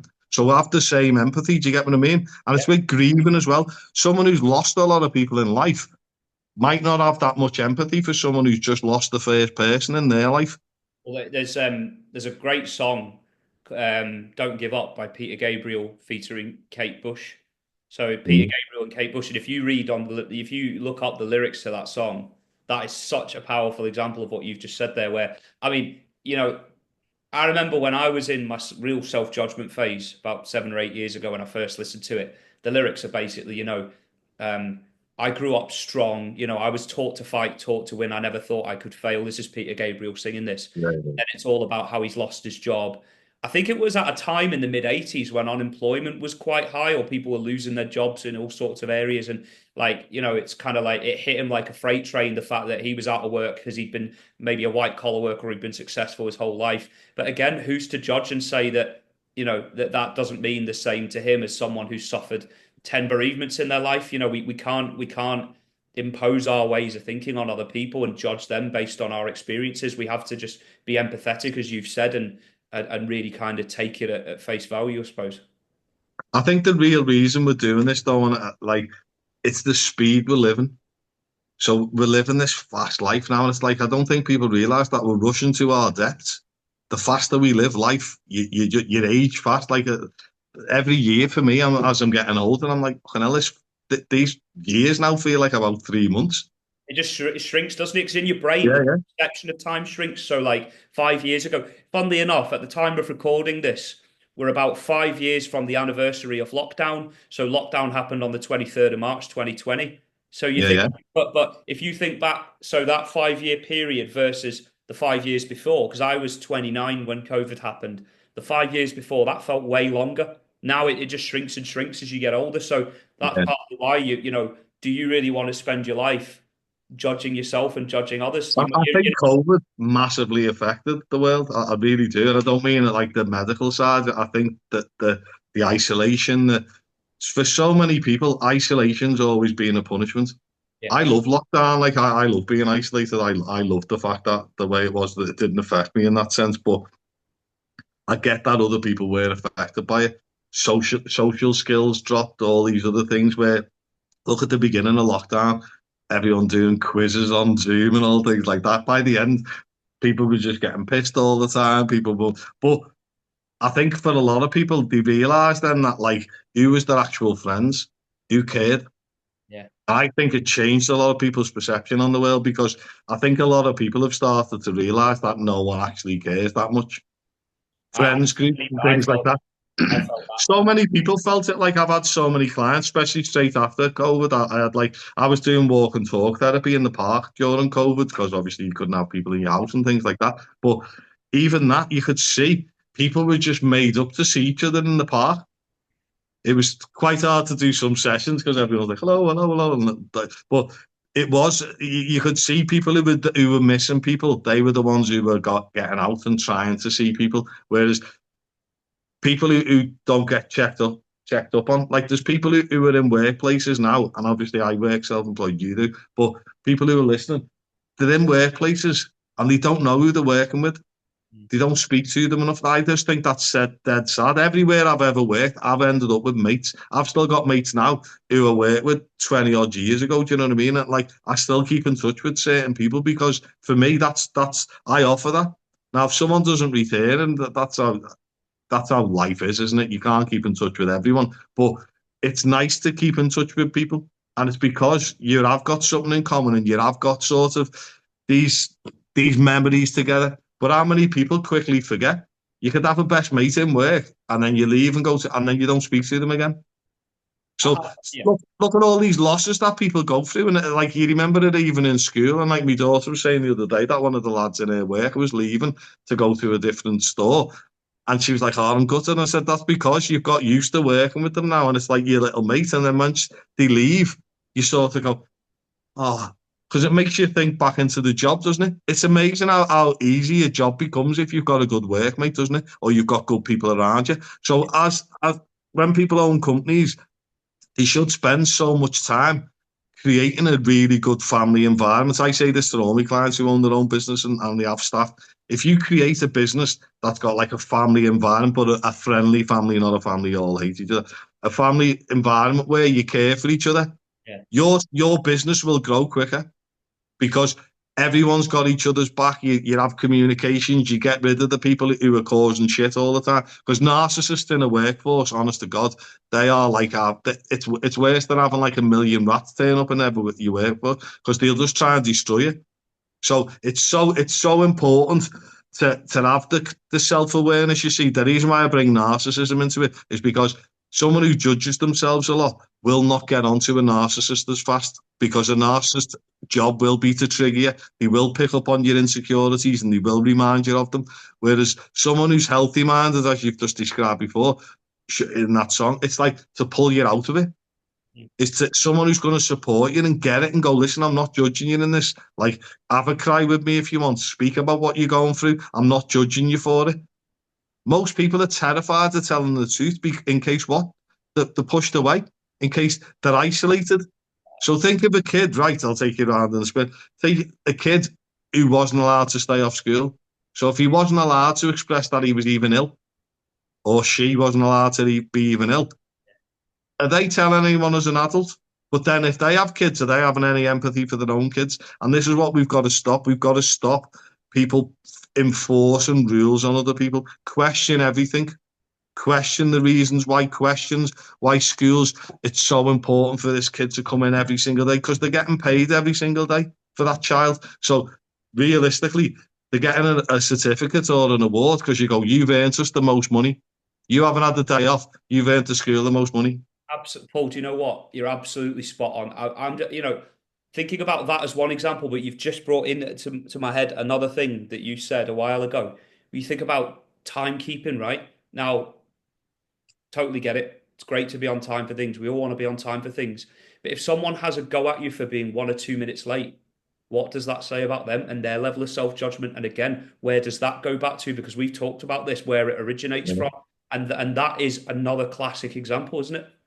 But see, it's a perfect example, and that's probably one that hits a lot of people because this is a common thing, and I hope a lot of people relate to this. So many clients who have seen over the years, so many people who know me social life, they're never late for work. but in a social environment, they might be late. Now, Yeah. think of the difference between going to work where you're going to get shouted at, where you've got to be efficient, you're getting paid, you've got to be in on time. If you're late too many times, you're going to get sacked. Yeah. Now, if you're going to the pub to meet your mates, who's asked what time you get there? That's what I mean. So, Yeah. but see, if you're insecure, you might get changed 3 times. You might have to fix your hair again. You might need to go for the toilet a Mm. few times because of nerves and things like that. You know, it's a common thing. So you're more likely to be late. Now, it depends on the trigger, you see. So for a lot of people, if they've been let down by a parent, say, picking them up late as a child, so that the parents are divorced, whatever, because this is a common thing I deal with a lot.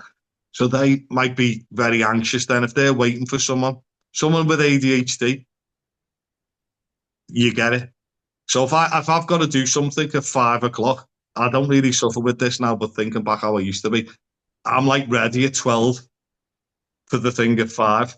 And I can't get that out my head. And I'm like pacing around the house and Again, it's that because thing where you reward yourself, though, don't you? Because you tell yourself that's a great thing because when you brought up, that's how you're made to feel. But in reality, is it? You know, yeah, I didn't used to tell myself it was a great thing. And I used to battle it where when I learned how to not battle it anymore and sort of accept, and it's gone completely because especially getting into, like I was one of them people, especially in the building, I was the builder who was there on time. Mm. I was the painter who was there on time. Do you know what I mean? Because time was always stuck in my head for me to that was respect if you get there early. So see, if it's classed as respect, so when anyone would be late for me, especially when I was younger, I'd see that as disrespectful unless they had a good reason. So when I used to have lads in the van working with us and that, I'd have to take a lot of the lads to Manchester every day and I had this minibus.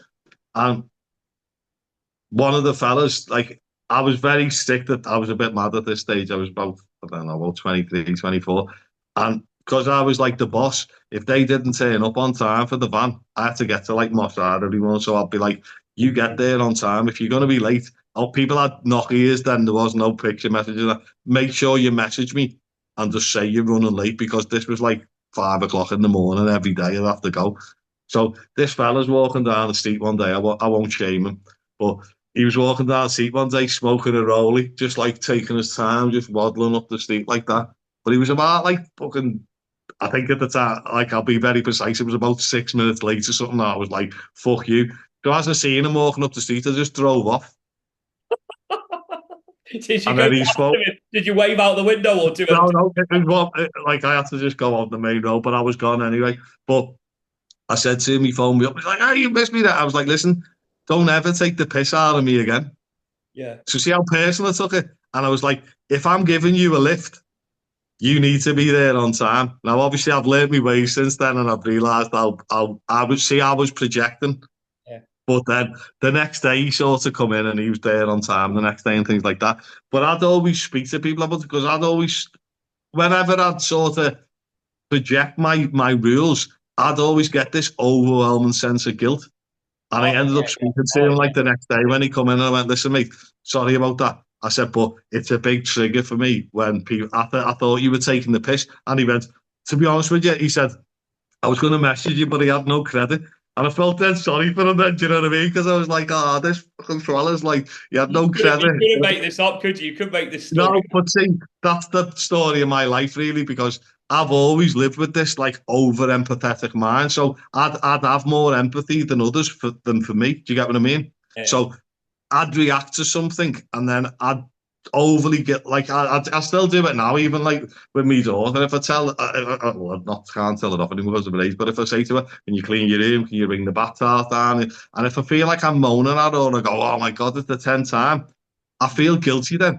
And then I go, listen, I don't want to be like moaning at you about it, but we've got no towels. Or we got, do you get what I mean? So it's like a basic thing, but I've always felt that. And when someone doesn't, that's the worry inside. So this is why I'm saying about the self-judgment. It's so important that people who do overly judge themselves, they've got to have so much awareness because there's people around them who'll take advantage of that.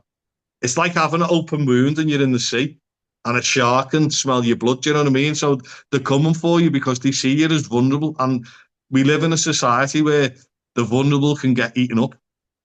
Yeah. And that's sad. It's like I want society to change, but it can only change one person at a time. Really, everyone's got to do the work on themselves. We can't project onto others. We can't tell people you've got to do this. Therapy only works for people who actually want to do it. Mm. Like so many people go, "Oh, this person needs therapy." Doesn't work. That person's got to go. I need therapy. I've got to put it myself forward. I've got to do it. Just really And want. most people who come for therapy is to protect others. Is because they don't want to be a burden on others. I'm having an effect on my wife. I'm having an effect on my husband. I'm having an effect on my kids. It's always, and they're the good-natured people. So they're the people who I want them to be heard. I don't want them to be hiding behind who they really are. They're the people who need to speak up because that educates the younger people then on how to speak up, doesn't it? Is Yeah, not to be shy, is to stand up and say, listen, I might be wrong, but I'm going to say it out loud. It's the easiest thing in the world to go, okay, I got that wrong. I apologize. I'm sorry. And then you learn from it. It is for me. That's the easiest thing in the world. But when you're around narcissistic people, when you're around sociopaths, psychopaths, they will never do that. So they will, yeah, you are wrong. So see how dangerous that is. So I had a client once who was working in an office, and I'll change the story. I always do this because I don't want anyone to identify. So confidentiality is really important to me. So this client's working in an office, never ever met, I'll say it's a male for this, but never ever met a narcissistic person before. mhm. Now, this client, sort of mid-20s, good family background, very religious background, such a lovely person, but genuinely like wants to help people, wants to no bullshit side of it, didn't take drugs, didn't drink, nothing like that.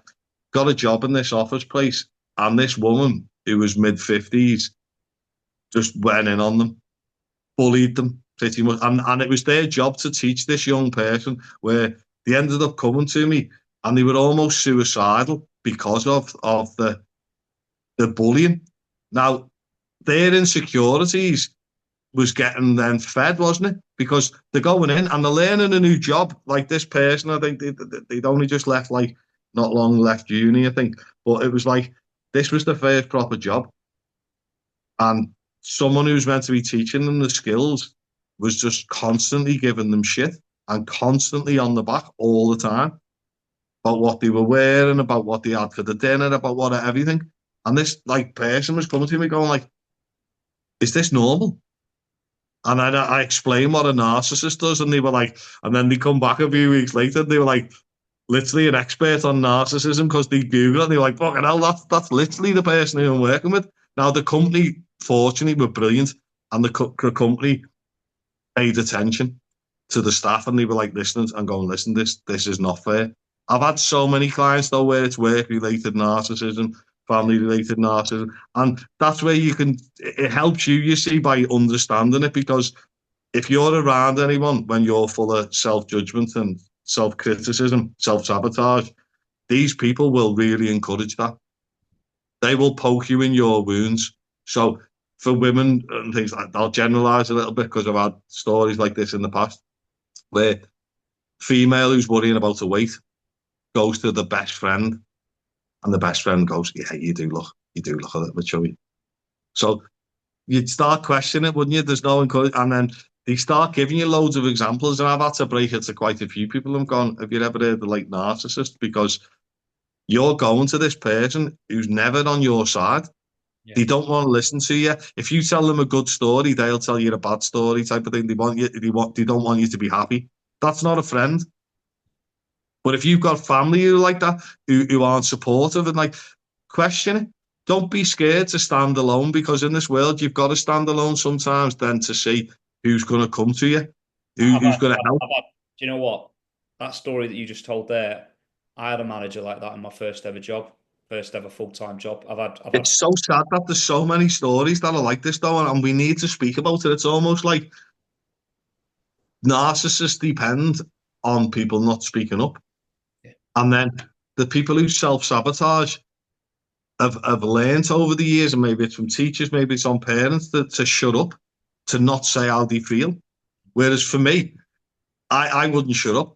I'd say how I felt, and I didn't. I'd speak my mind because I lived off a different background. Well, if I don't speak up, I'm going to be so vulnerable. I'm going to get punished. So the only way to fight that was fighting fire with fire type of thing. And then I had to educate me over the years of going, do you know, rather than fighting fire with fire, I'm just going to stop going by fire. Yeah, yeah, that's a great way of You looking get at what I mean? it. And Yeah, that's yeah, what you've got to learn. And you only learn that through the self-awareness and getting that idea of it. Because for a lot of people, you've got to be around narcissists because we can't ignore them. They're everywhere. So it's learning how to deal with them. It's learning how to understand them because it's a mental health illness. They're not doing it through a choice. They just don't think about anyone but them. mm, That's what a narcissist, they lack empathy. They've got no empathy and understanding for anyone but themselves. If you criticize them, they'll just criticize you back. If you call a narcissist, they'll call you a narcissist back. yeah. They don't understand it. Funnily enough, I got called a narcissist by a narcissist once, and I never You, said. you, you, you always will, honestly. Like what you've got to look at is the lack of empathy. So they don't understand empathy. So if you start speaking to a narcissist about empathy, they don't get it. Mm, They just don't get it. They couldn't give a shit about anyone but them. And we've all been through this when we're 18, when we're 19, it's around that period. When you've gone out and you haven't told your parents when you're going and you think you know everything and you most people have gone through that stage, haven't they? A lot of people live that out in university and things like that. Like my daughter's 19 tomorrow, and I said to her today, I said, it's weird, I don't know why, but I always feel like when I was 19, that was my best year. mm, But that was the year I got my own flat. That was the year I got my own. So see, that was the year I felt like I was free. I could be me. Probably worst year of my life mental health wise. But at the time I thought I could trick myself that everything was fucking great. yeah, But then you get into the real world and you start getting more feedback then, don't you? You try and tell an 18, 19-year-old anything and they don't want to know. no If chance. I went to me when I was 18, 19, I'd be like, listen, you bellend. Yeah, I wouldn't listen to a word they said because I didn't. I had loads of people around me who told me really good information and I've never forgot it. But I didn't listen. well, on that I point, didn't listen because I thought I knew better, see, but I had to learn that. But I had the respect of never forgetting it. And I've had this conversation with a few of the lads who used to hang around with, a few of the fellas. They were a lot older than me and they were like wise. And one of them was like, don't be buying nice cars, buy properties. And in Liverpool at the time, properties were like so cheap. Do you know what I mean? I think it was cheaper to buy a fucking house than it was a car. But it yeah, was like, I didn't. And this fella who knew he was a property developer, and like I just didn't listen to him because at that time I was like, I'll do all that when I'm older. And then within a 30-year span, house prices jumped up so dramatically that it was like it was unbelievable. Where now, mm, that's what I'm saying. The structure of it now is that younger generations of people, unless they get a brilliant job, now even if you went to uni, got a master's degree, got a brilliant job, you've got to pay them back then, haven't you, for what you've sort of in loans and things like that. So you're not actually earning enough then to get the mortgage to buy one of these houses until you've paid off your loans. but you can convince yourself, right, as a young person, and this is where I think social media and the information age does help in a way because when you're a young person, you can convince yourself that you're the problem, that you're not working hard enough, that you don't earn enough money, that you're not Yeah, good in yeah. some way. But And see as this you get negative older, voice. So stick with that because that's really good. It's like that's what people are doing though. So see this judgment that's in the head, yeah, that then defines the decisions, doesn't it? So if every decision you're making is based on, so say we use money as an example. So you've got an 18-year-old and they've got a tenner on them. mm, So they've got to get food, they've got to get a meal, they've got to get a drink and all things like that. Now, for them to go out and to do that, they've got to leave the house, haven't they? They've got to go out, they've got to get themselves food. They've got if you said to most 18-year-olds now, here's a tenner, do that, mm, they'll spend money like mad. yeah, Like they'll get a drink for like £4 and then get like this. So see, it's the system that's changed. Where I remember, like I was very good at maths in it, like especially in me real life, I was always good with like good with money. But I'd know how much you had to spend on me dinner. I'd know how much you had left for sweets because that's how I learned sort of how to adapt to money. Whereas if you've got parents now paying for everything, if every kid's paying on cards, this is another thing. So see that way, we take that for granted. I'm used to cash, but most young kids are like, what's cash? yeah, You mess. Do You you know bet. what I Yeah, mean? Like, because they don't know what cash is. It's like who carries cash? yeah, But I love cash. Cash is real. If you go into a shop and spend cash, you know how much you've spent. mm, Like, I hate going out shopping with my card. I've done it today. And then you go to about three different shops, and next minute you're going, and how much have you just spent? yeah, yeah, yeah. What Because do you want? Two hundred and you fifty. don't see it here. Yeah, Yeah, you yeah, just don't see it. And you go, oh, I've got to go to that, I've got to get that, I've got to get this, I've got to get that. And then I went and get petrol as well. And you look and you're like, fucking hell. You can spend so much money, but as like from previous experience for me, if you've got money in your hand, you're a lot more wary on what you're spending it on. I yeah, feel like things you look at things with a different value, but when it's on this magic card and you go, "Doop," do you know what I mean? And that's it. What I paid. I think my brain's still too old fashioned because sometimes I'm one of them people who hangs around the till a little bit of going, has that worked? Because if you don't hear the beep, I'm like, boop, you know what I mean? So whereas if you paid cash, you know you've paid. And I think it was in the paper, I think the other day or something. I've seen, I don't really read the paper, I only see like headlines just to see the bullshit that they're selling. But yeah. it's like, they were saying certain uh, high street shops or something are completely stopping cash. Mm, They're only going to, like, the more people get away from it, like, it's just a way of the government really understanding exactly what every penny's going on. But the sad part is as a society, if we're a democracy, which we're not, why aren't we all getting together and saying, why are we paying so much VAT? Why are we paying? So we get taxed on our wages, you've got to pay that back then. Everything you buy. So the way I see it is every time you have a packet of biscuits, you've got to give the government two of them. mm, Now, why can't we just send them the biscuits? No, they take the cash, don't they? When you're buying them at the counter, they take the cash. They don't want a biscuit. yeah, So you can get to eat your biscuit. So just give us the money for the equivalent of your two biscuits or this and this. And this. But we're paying for everything. We pay for the NHS. We need to get together as a society and say, we're paying for this. It's not free. Does my head in when people say it's free, the NHS? It's not. When you go on holiday to an all inclusive, the food is not free. I don't want to shock anyone here. But if yeah. you pay that you've paid for that food, people go in, look at all this free food. It's not free. You've paid for it. It's Yeah. all inclusive. You paid before you've left. So it's not free.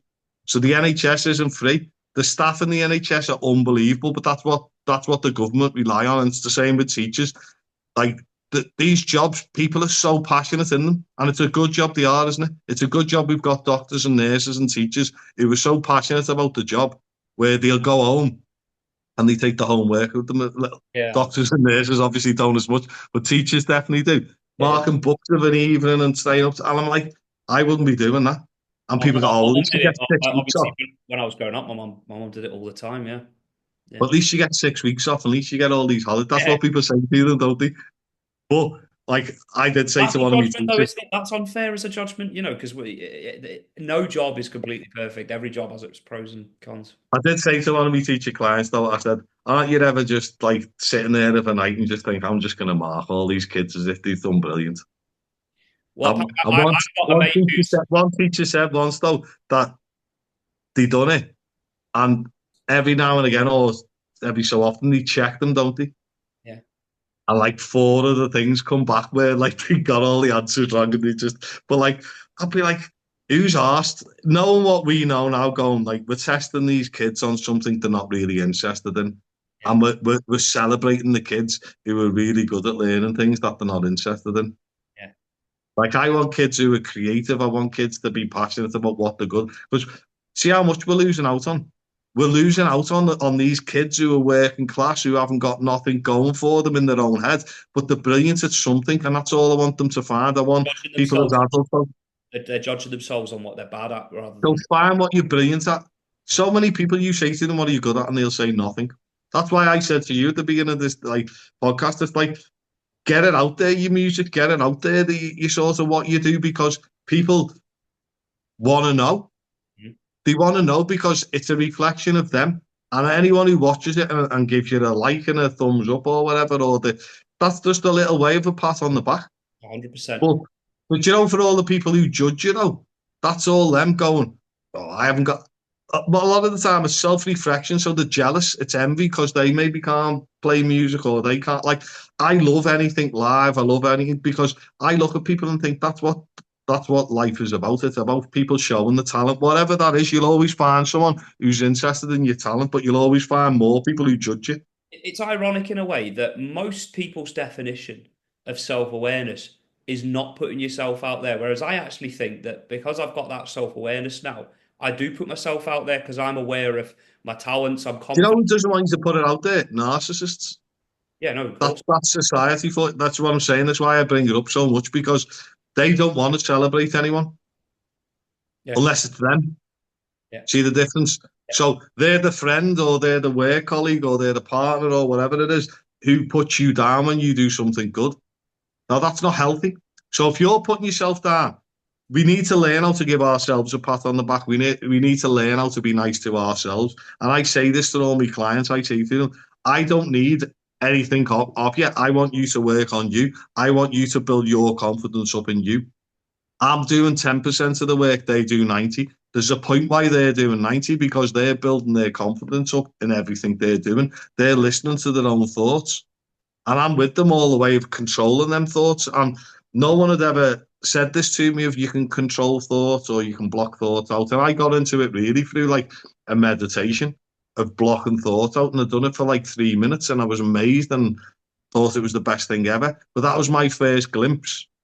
And I found something the other day. I think it's, do you know, with sound frequencies, and I think it's at 934 decibels or something like that. It makes a like a noise like that. Now, when you listen to it, there's stuff on like Instagram and there's stuff on YouTube about it. But when you play this, it's so hard to even think. yeah. It just goes, and like I've done it with a client yesterday, just as an example. Where he come in, I was like, "Can I do this again? I'm just going to play this, try and think of something negative," and he was like, "Can't." Yeah, yeah, it's, yeah. it's he was like, "But I don't know. It's because I'm concentrating on that. But it is. It's a diversion. That's what I'm trying to get people to do. Is if you can divert into positive action, not positive words. People get mistaken with this. It's not about talking to yourself nice. Oh, that's a good boy. That's a good. It's not like talking to yourself like that. But it's defeating this inner child's voice, the judgment. A lot of these judgments that we have of ourselves, we have heard externally, unfortunately. Oh, People yeah. who've been bullied will bully themselves well worse than the bully has by overthinking it. If someone gives you a snotty remark and you go home and think about it for 3 hours without sticking up for yourself, who's been damaged by the word? You. But who's been damaged by your words more? So wouldn't it have been better to stick up for yourself with your words against this person who's giving you shit? So I'm all for if everyone stood up for themselves more, we wouldn't have as much sort of people taking the piss. But nowadays, it's illegal to speak to stand up for yourself. It's illegal to have. We haven't got open like freedom of speech at all. Yeah, no, Keir Starmer saying the other week that did trigger me a little bit when I seen that because I'm like that's bullshit. There's so many people in jail in Britain for saying the wrong thing. Now, this has caused a problem really in society because we've got these like secret people then. So we've got secret racist people and secret homophobic people because if these, as you said, sometimes when you've got like you're in situations, especially in workplaces, when people get drunk, Christmas parties and things like that, they yeah. might say the wrong thing. They might be a little bit inappropriate. They might throw out a little bit of racism or a little bit of homophobia. And you think, actually, is this their true colours coming out? Is this who they really are? And they're masking it, aren't they, in the office? They've got to be professional.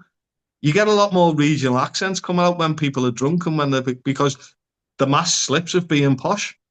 As I said, like I've always been like this. Where in America, people used to say, "If you just got off the boat, if you just landed," that's what they used to say to me because I was like, "Just because I'm living in America doesn't mean I'm going to start speaking like you." But like loads of the English there used to make me laugh because they'd be like, "Hey, $20," and like they'd speak like, and I'd be like, "Where are you from?" Yeah. You know, because I love regional accents, and I think that's what makes us British.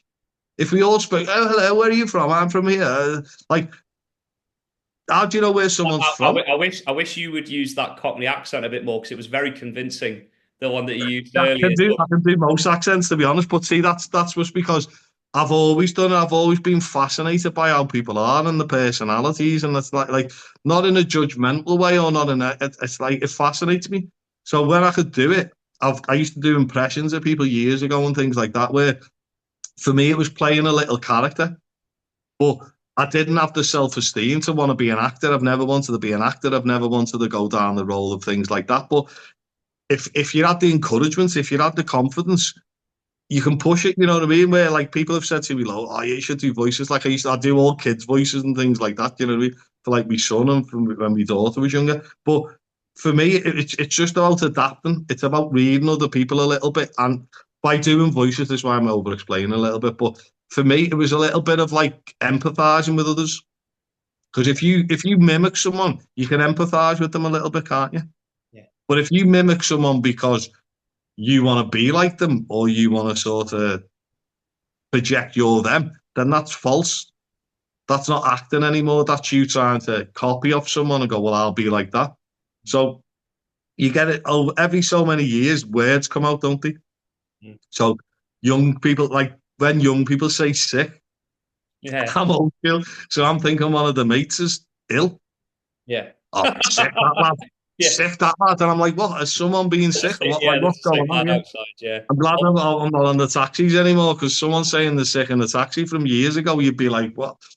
But it's described as being something good, isn't it? see, then I can get self-judgment where I'll go on TikTok and there's a saying on TikTok called full-time insert word here, boss. So like what they basically mean by that is like I remember seeing a Vox Pop that Joe did. And do you know Joe? It's like a media outlet, bit left wing, but they went to a university and did a Vox Pop with students, and they were like, "What age is old?" And one of the kids who was at Manchester Uni was like, "Oh, I think if you're born in the '90s, that's like unk status, bro." And it was like, so basically, if you look at me and you doing this podcast, it might Yeah, be like full-time uncle boss or something like that, yeah, or yeah. full-time middle-aged men talking about therapy boss. Like, but I judged myself a bit when I went on TikTok because I was like, I don't know these words. I don't know Yeah. these sayings. And you start But to feel see, but archaic. see, that's the difference, isn't it? Because we had our words, and obviously I'm older than you, so it's like our words were different. But it's like as the generations go, I think the main one in Liverpool, especially, that stuck is like lad. But I think we overuse certain words, but even that's a part of our insecurity. So when you overly use words, like I know I say like a lot and things like that, but it's not judging yourself on it. It's just having that awareness that you do it. Now, if it's not a problem, it's not a problem. Do you get what I mean? But having full awareness, I question where I don't judge. That's the difference. And it took me a lot of years to do that with myself, really, because I was so critical. If I dropped something, I'd be like, you dickhead. Probably worse than that a lot of the time, but I won't say it on here. But like, I could be quite hard on myself. I've always got injured, like building and doing things, because I was always like a bull in a china shop. Do you know what I mean? I'd go in it where I didn't have that level of self care, so I'd get like fractured skull, broken hands, all these other things, snap my arm. I've done loads of, but it was because I didn't have the self care. Mm. Because I didn't have that part, and then it matched up with the thought of going, well, the thoughts don't care. So then I'd attach the people who don't care, and it's because you normalise everything then. So if someone was nice to me, especially when like my early 20s, I'd be like, "What do they want?"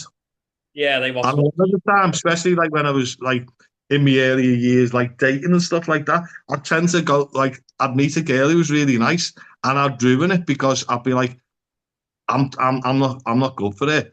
So see, Well, I think we were wanting it though. wouldn't We be said about that. them. Yeah, I'd be like, I'm not good enough for it. So like I'll damage her life if I'm around her because I've had this shit background and she's nice and she's friendly. So I push them away, and it's like that's the self sabotage you see because you go, this person's too good for me, Mm. and I don't want to damage them because I'm not mentally healthy. I'm not good. But outside, everyone was like, "Oh yeah, you're doing great. You're doing great." But inside, I was insecure. I wasn't, and that's what the mental health is. It's not someone being mad. It's the insecurities of how they feel about themselves. I felt stupid. I didn't find myself attractive. I had body dysmorphia. But on the outside, he's fucking. He's confident. He's this Yeah. because I could not show my vulnerability to the outside world because that would have killed me. So I had to show a strength. So see, everyone's creating these things, and then it took me time over years to get the awareness to build up the inner strength. So when you've got the external strength and the inner strength, Yeah. you're where you need to be. That's all you need to be in life, is internally strong, externally strong. Well, yeah, I mean, that's pretty much the last question I've got on this, really. That was my, again, you've read my mind there, but what are some of the action steps that people can take to, a word you've used throughout this podcast is self-awareness, self-perception. How can they veer more into the territory of self-awareness and away from self-judgment? What would be the key takeaways from this podcast if you had to list There's it? a few good little tips. So I'm old school, and you could get yourself a little pad or something like that. Some people can do it in the phones. I tend to say this to clients who overthink a lot and judge themselves a lot. Even if you got a spare hour, spare half an hour in a daytime, try and write down every negative word you say about yourself, and that you'd be amazed. I had one client once, right, in 20 minutes, she wrote 217. Like, I'm laughing now because she's nowhere near like that, lad. But like, at that point, 217 negative words in like 20 minutes. Are these all just adjectives or just words in sentences? Like what? Just as she was going like in bullet points and what they were coming in, and just like, 117 words. That's because scary, isn't it? this is when Bad. she was going through an anxiety episode. So when she was going through it, I was saying that's where it's coming from. It's the self-critic. You're giving yourself shit constantly. It doesn't help, I promise you. It is the best way to look at it. For anyone who's got kids, the way you speak to yourself, why don't you speak to your child that way? Yeah. If you think it's going to motivate you, and it's so motivational to call yourself a lazy piece of shit and this and this and this and this, why aren't we speaking to kids that way? Why don't we speak to people we love the way we speak to ourselves? If there's no damage in it, so have awareness of that. Then have awareness of what I was saying before as well, of sort of having that empathy for others around you. Be very aware of people who haven't got empathy for you.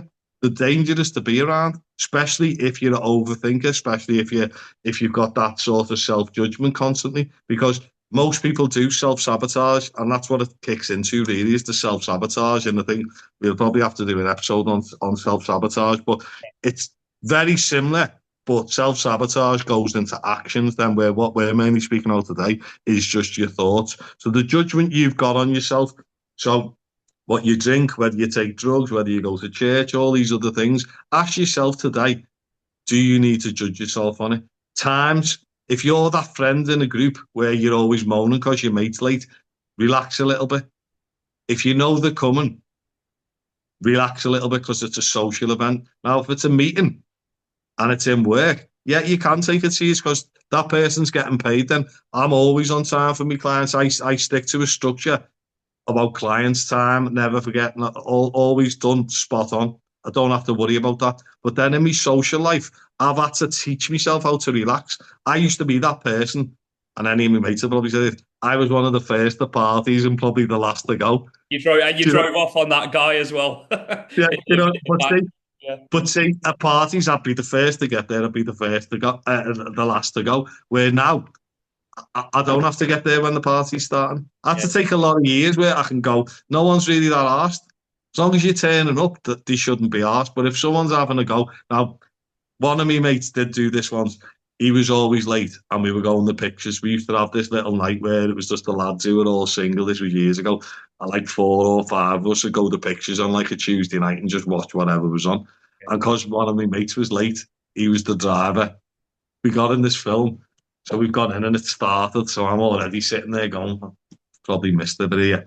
Yeah. Watch this film. I'm at the end going, this makes no fucking sense. I can't remember what film it was, but it's this film where the beginning is the end of the film. Yeah. Yeah. So we watched this film and we're sitting there. And I stood up and I went to them. The lights had gone on that this fella was like on a date with his girlfriend or something. I've gone, that made no fucking sense. And the fella goes to me, hey mate, the beginning told you though, because he must have been listening to what I was saying, Yeah. and he sort of told me, he was like, yeah, you missed the crucial part, which was the ending, which is at the beginning. I think it was like someone died or something at the beginning, and then it shows you the backstory then. So we've missed all that part. So we're watching this film. It just made no sense. I was like, This makes no sense. Yeah. Like, but obviously, if you'd have got there on time, you'd have seen that you've seen the bit that you needed to at the beginning, and it made sense. Because when I watched it, I think it was on Netflix. I was like, "This is actually a really good film." Yeah, But when I watched it, it was shit because I'd missed the crucial part. But that's what I'm saying. It's like you've got to look at it into each situation as it is. Now, if someone's late and you go in the airport and that creates anxiety, you've got to be respectful in that fact of going, listen, people will stress out. People will stress out. So you've got to understand the levels. Don't take other people's projection as personal either. People might be having a bad day. Don't be taking it personal. If someone's not smiling because you go into a room, don't presume it's you, because that's what your self-judgment will do. That's what your self-sabotage will do. So just go, are you okay? Rather than go, what have I done? mm, And we'll obviously have to speak about that on another episode as well, because there's loads of these little things which I want people to start getting light bulb moments for. Everyone who's watching, thank you for watching. And like, I'd never thought I'd be saying this because I hate it when I'm watching YouTube videos and they say, please like and subscribe. But you need to, because otherwise we can't keep it. That's what it goes off. It doesn't tend to go off the views, does it? It goes off the likes and yeah, yeah, subscribe. You need the subscriptions to sort of start getting it out there a little bit more, because at the minute we're not pushing it.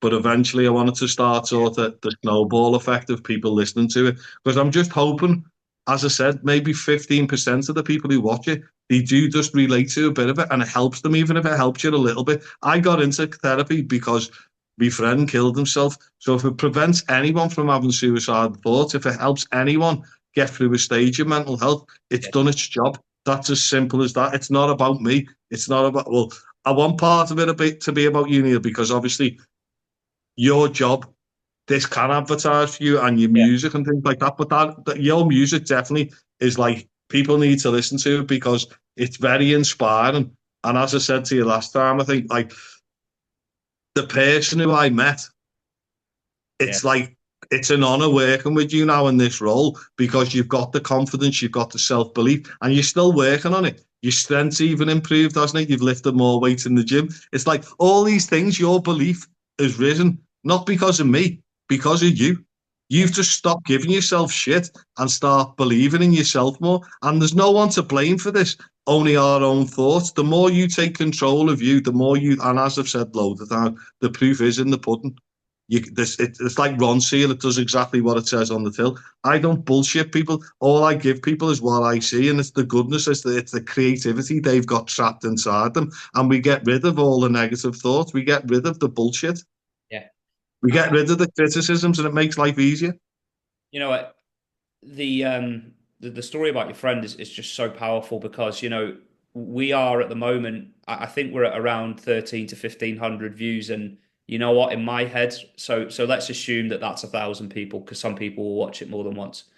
If Yeah. we can help even 1% of that 1,000 people, It's just one even if yeah, it's one person, or it's even one person. 0.1 Yeah. one person, honestly, it would mean the world to me. And hopefully, if anyone can relate to this or it does help them in any way, please drop a comment on the video or let us know. And you can reach out to us at powerofonepod@gmail.com. I'll put all the things in the descriptions. It is also the fact as well, as I've said, it's like the comments, yeah, if they can, if they're positive and all things like that, but we're not going to be getting into the arguing with people on comments, or we're not getting, because that's not what it's about. It defeats the object for me. And it's like, yeah, it's good to have positive feedback, but as I've said, the best way to do that is to like and subscribe, or to share it with someone. If you're working with someone who's going through a bit of a shit time, like a lot of my clients, previous ones as well, have been in touch and saying, like, I've got doctors and nurses who sort of have started saying they're going to share it with some of their patients, because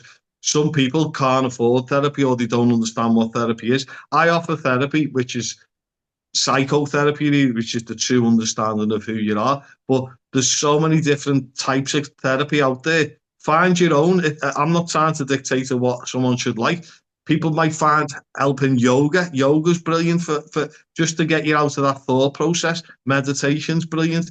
Go on some of these little walking retreats, and there's loads of social events around Liverpool. I know they do them in Sefton Park and things like that, where it's like, it's really good. It gets people to socialize more and get more of that humanity. But it's going to these groups rather than isolate yourself and say there's nothing out there for me. Please just try and find as many things that you like in life rather than things you don't. The things we don't like are the easiest list we can ever make. Don't like this, don't like that, don't like this. And you get to the point where you've run out of things you like. That should never happen. There's so much choice. There's so many things you can do in this life. So start living it. If you give up on yourself, no one else will give you that what you need. You can't get given it. You've got to supply it to yourself.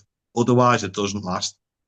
You don't want life to be a fad. It's got to be what it's meant to be, which is you growing as a person, which is you mature and growing wisdom, because you're going to get a better life. Find the things you like and stop giving yourself shit. Yeah. That's the Scouse way of putting it. Stop giving yourself shit. Yeah. Don't let your thoughts have you off. You've said that Or before. you make yourself sick, but not in a good. Exactly. Paul, it's been an absolute pleasure. Thank you so much, and thank you so much to everyone. Thank you, mate. It's been brilliant again, but yeah, Hope thank to see you. you soon. Thanks, everyone.